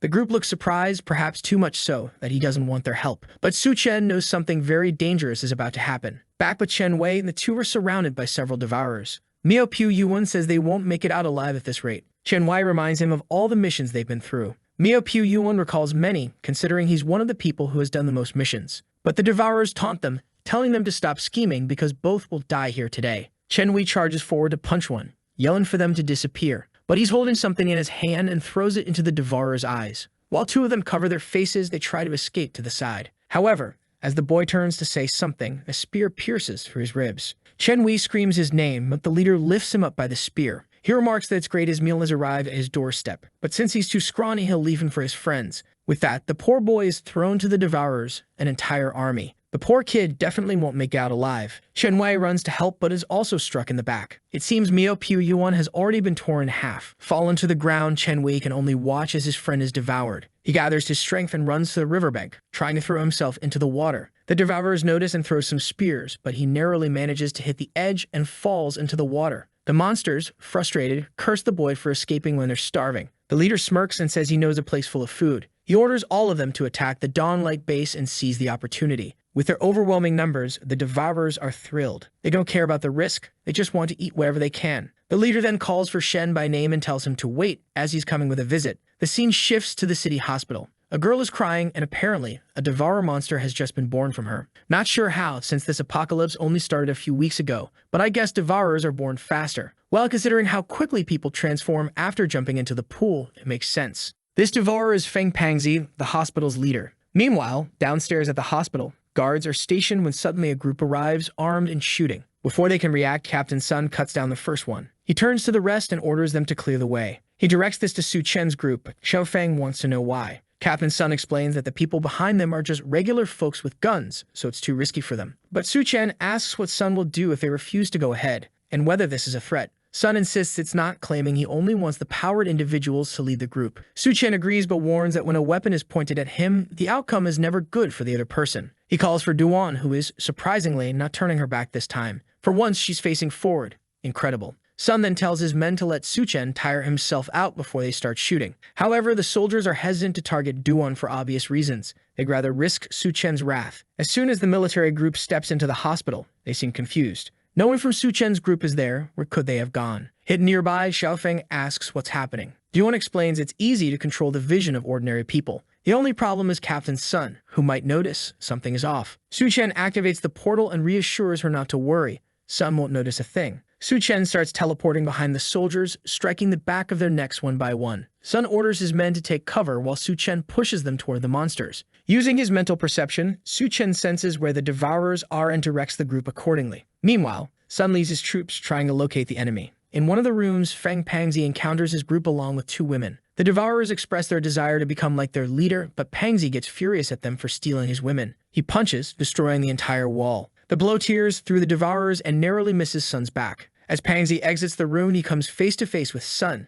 demanding to know how they got there. One of Sun's men warns him to look up, pointing out that something is wrong. The hospital has far more devourers than they expected. Before they can react, Sun orders his troops to start shooting immediately. The soldiers open fire, but their weapons have no effect. Pangzi laughs, announcing to his brothers that their feast has arrived. The devourers charge, shouting about tearing off their legs and roasting them. The soldiers stand no chance, sliced vertically, horizontally, and every which way. The only one holding his ground is Sun. He swings his axe, cutting down 3 devourers, proving he's not as weak as he seemed. Sun rallies his troops, declaring that even without weapons, they'll fight these beasts to the death. He's convinced this chaos is Su Chen's doing and vows to kill him once the devourers are dealt with. Remarkably, his words inspire the soldiers, who charge at the devourers. Given how monstrous these creatures are, you can't help but root for Sun's army. The problem is, they're utterly powerless. The soldiers fall dead easily, and everyone realizes they'd be better off finding a place to hide. One of them, attempting to flee, notices something nearby. It appears to be a devourer infant, a strange sight. The child suddenly jumps into a black puddle on a table. The man watches, confused about where it went, not realizing it's already beneath him. The little monster leaps onto his leg, biting into his calf, arm, and entire body. The man collapses, dead, as the infernal infant discovers it grows larger the more it eats. Outside, Captain Sun has slain numerous devourers. The soldiers are awestruck. How is he doing this as a mere human? At that moment, Pangzi appears beside him, mocking him for taking pride in killing such weaklings. Sun leaps toward Pangzi, seeing a perfect chance to cut him in half. He swings his axe at Pangzi's face, but Pangzi easily blocks the attack. Sun is shocked, and suddenly the infernal infant appears behind him. Sun takes 2 deep slashes to his arms. It falls to the ground, and the demonic baby moves in for the kill, snarling that Sun should die. But before it can strike, it's kicked in the mouth and sent flying. A little demon stands up, demanding to know who dared kick it. It's Su Chen, who tells him that Sun is someone he can't kill. Pangzi's expression shifts. Upon seeing Duan Anhua, he becomes infatuated. He screams in delight, claiming it's his lucky day to meet such a beautiful person. He tells Su Chen that, as a reward for bringing such beauty, he'll let him choose how he wants to die. But Su Chen appears beside him instantly, telling him he talks too much. Su Chen punches Pangzi square in the chest, declaring his choice is to send him to hell. A hole is left in Pangzi's chest. However, Pangzi gets back up, impressed that Su Chen is an ability user. The wound heals, and Pangzi remarks that Su Chen's body must be full of energy. What's with this creepy talk? The infernal infant looks at Duan Anhua, calling her weak but saying she can stay since his father likes her. She can be his mother. She's horrified, but Bayabin assures her not to worry. They've just fed and won't eat her. Still, the accursed demon declares he wants milk. Before he can finish, Duan lifts her leg and kicks him in the neck. The demon child rises, accusing her of mistreating him, only to be kicked again and sent flying. Duan stomps on the little brat, urging him to die already. She pins him to the wall with her foot, but he smiles, saying his mother is amazing. Duan begins to suspect this creature has abilities. Suddenly, it appears behind her, explaining it can move through shadows. As long as it has this power, it can attack her from anywhere. Before it can act, Gold leaps at it, clawing its face and pinning it to the wall. Gold perches on Duan, seemingly at ease. Duan warns Gold to be careful, as this place is extremely dangerous. At least she has her mental perception to sense where the creature will come from. The demon reappears beside Gold, threatening to kill the stupid cat, but is promptly slashed by Gold and thrown against the wall. Duan draws her weapon and fires repeatedly. When the smoke clears, the creature is hiding behind a pillar, realizing it's better to flee. Meanwhile, Captain Sun, now armless, gathers what remains of his army. Shefeng steps forward, urging him to stay back as the area is too dangerous. The devourers laugh, calling Shafeng pathetic and mocking his attempt to intervene. Sun, however, sees Shafeng's honesty as a perfect opportunity to use him as a distraction to escape. Shafeng calls out to Sun, stating that as the leader of the operation, he orders Sun to protect him so he can escape. Sun agrees, but insists Shafeng must do him a favor first. When Sun asks why, Shafeng grabs him by the neck. Shafeng explains that now that Sun has lost his arms, his energy is useless, so Shafeng will put it to good use. Completely drained, Sun demands to know why a teammate would betray him. Shafeng simply replies that they were warned. Anyone who points a weapon at them is an enemy. Since Sun is an enemy, everyone here will die. Without hesitation, Shafeng starts absorbing the energy of the entire army, showing no mercy. Meanwhile, back at Dawn Lake Base, thanks to Su Chen's warning, they were prepared for the Devourer's attack. Yun Yun stands atop the wall when Bai Kang approaches, asking why she's still there. Yun Yun replies that building the defenses Su Chen requested took a lot of effort, and she won't let the Devourers destroy it. Out of nowhere, Bai Kang asks Yun Yun something specific. She mentions knowing that Yun Yun and Duan Ya are close to Su Chen and asks if Yun Yun doesn't find that strange. Yun Yun admits it's odd, but since it's the apocalypse, she doesn't care about old world rules. She silently acknowledges that she's glad for Duan Ya's help because she couldn't manage alone. Yun Yun then teases Bai Kang, noting how shy she seems and asking if she feels something for Su Chen. Bai Kang denies it, calling the idea ridiculous. Yun Yun says it's normal to be attracted to someone like Su Chen in the apocalypse, since he's strong and good-looking. Bai Kang, a bit flustered, mutters to herself that maybe it's normal then. Just then, someone on the wall points and tells the captain to look. An entire army of Devourers is approaching, far more than they expected. Bai Kang immediately orders the generals to be notified and civilians evacuated. Yun Yun pulls out food from her bag and starts eating. She asked Bai Kang if she plans to abandon the base. Bai Kang replies that of course she doesn't, but securing the civilians' safety comes first. Yun Yun keeps eating, determined not to let the barrier she worked hard to build be destroyed. She retrieves a strengthening potion from her bag, applies it to her arm, and climbs the wall. All but first, Yun Yun declares, leaping off the wall. She tells Bai Kang to organize the troops and ensure no one abandons the base. On the ground, Yun Yun grows enormous, though her clothes somehow remain intact. Grabbing a tree, she challenges the Devourers, warning them they'll go no further. She notices her body is growing even more than usual, likely due to the potion's effects. Now towering like a titan, she confidently declares she'll handle the pests. The Devourer leader laughs, amused by her confidence. The Devourer army advances, scaling roofs like its attack on Titan. Yun Yun smashes those who try to flank her with the tree, sending them flying. Those jumping from the rooftops cling to her arm, but a single swipe reduces them to bloody pulp. Bai Kang watches, impressed by Yun Yun's strength, but aware that even as a giant, Yun Yun can't last forever. At this rate, the base will fall unless something changes. Yun Yun keeps swinging her tree, scattering the Devourers and intimidating them. Down below, the Devourers hesitate, visibly afraid. Dia appears, questioning their lack of willingness to fight. Suddenly, the Devourers, unable to resist a woman's presence, lunge at her. Dia smacks their heads, taunting them for their newfound courage and claiming they now have the energy to face Yun Yun. She plants seeds in their heads, causing confusion. Dia reveals that during her imprisonment in Hexiang, she discovered her blood enhances plants' strength. She can even grow a sprout within someone, though it costs their life. From the Devourer's heads sprout grotesque flesh plants. The creatures mutate, with eyes emerging in the middle of their faces. Yun Yun turns to see three massive monstrosities before her. The leader grins, claiming this is the perfect opportunity. While the monsters distract Yun Yun, the rest of the Devourers are to invade the base and destroy everything. Two of the creatures climb the wall, shouting their intent to kill everyone. But they're greeted with a shot straight to the head. One stares in confusion at the array of tanks before them. They can't fathom how this isolated base has such a massive military arsenal.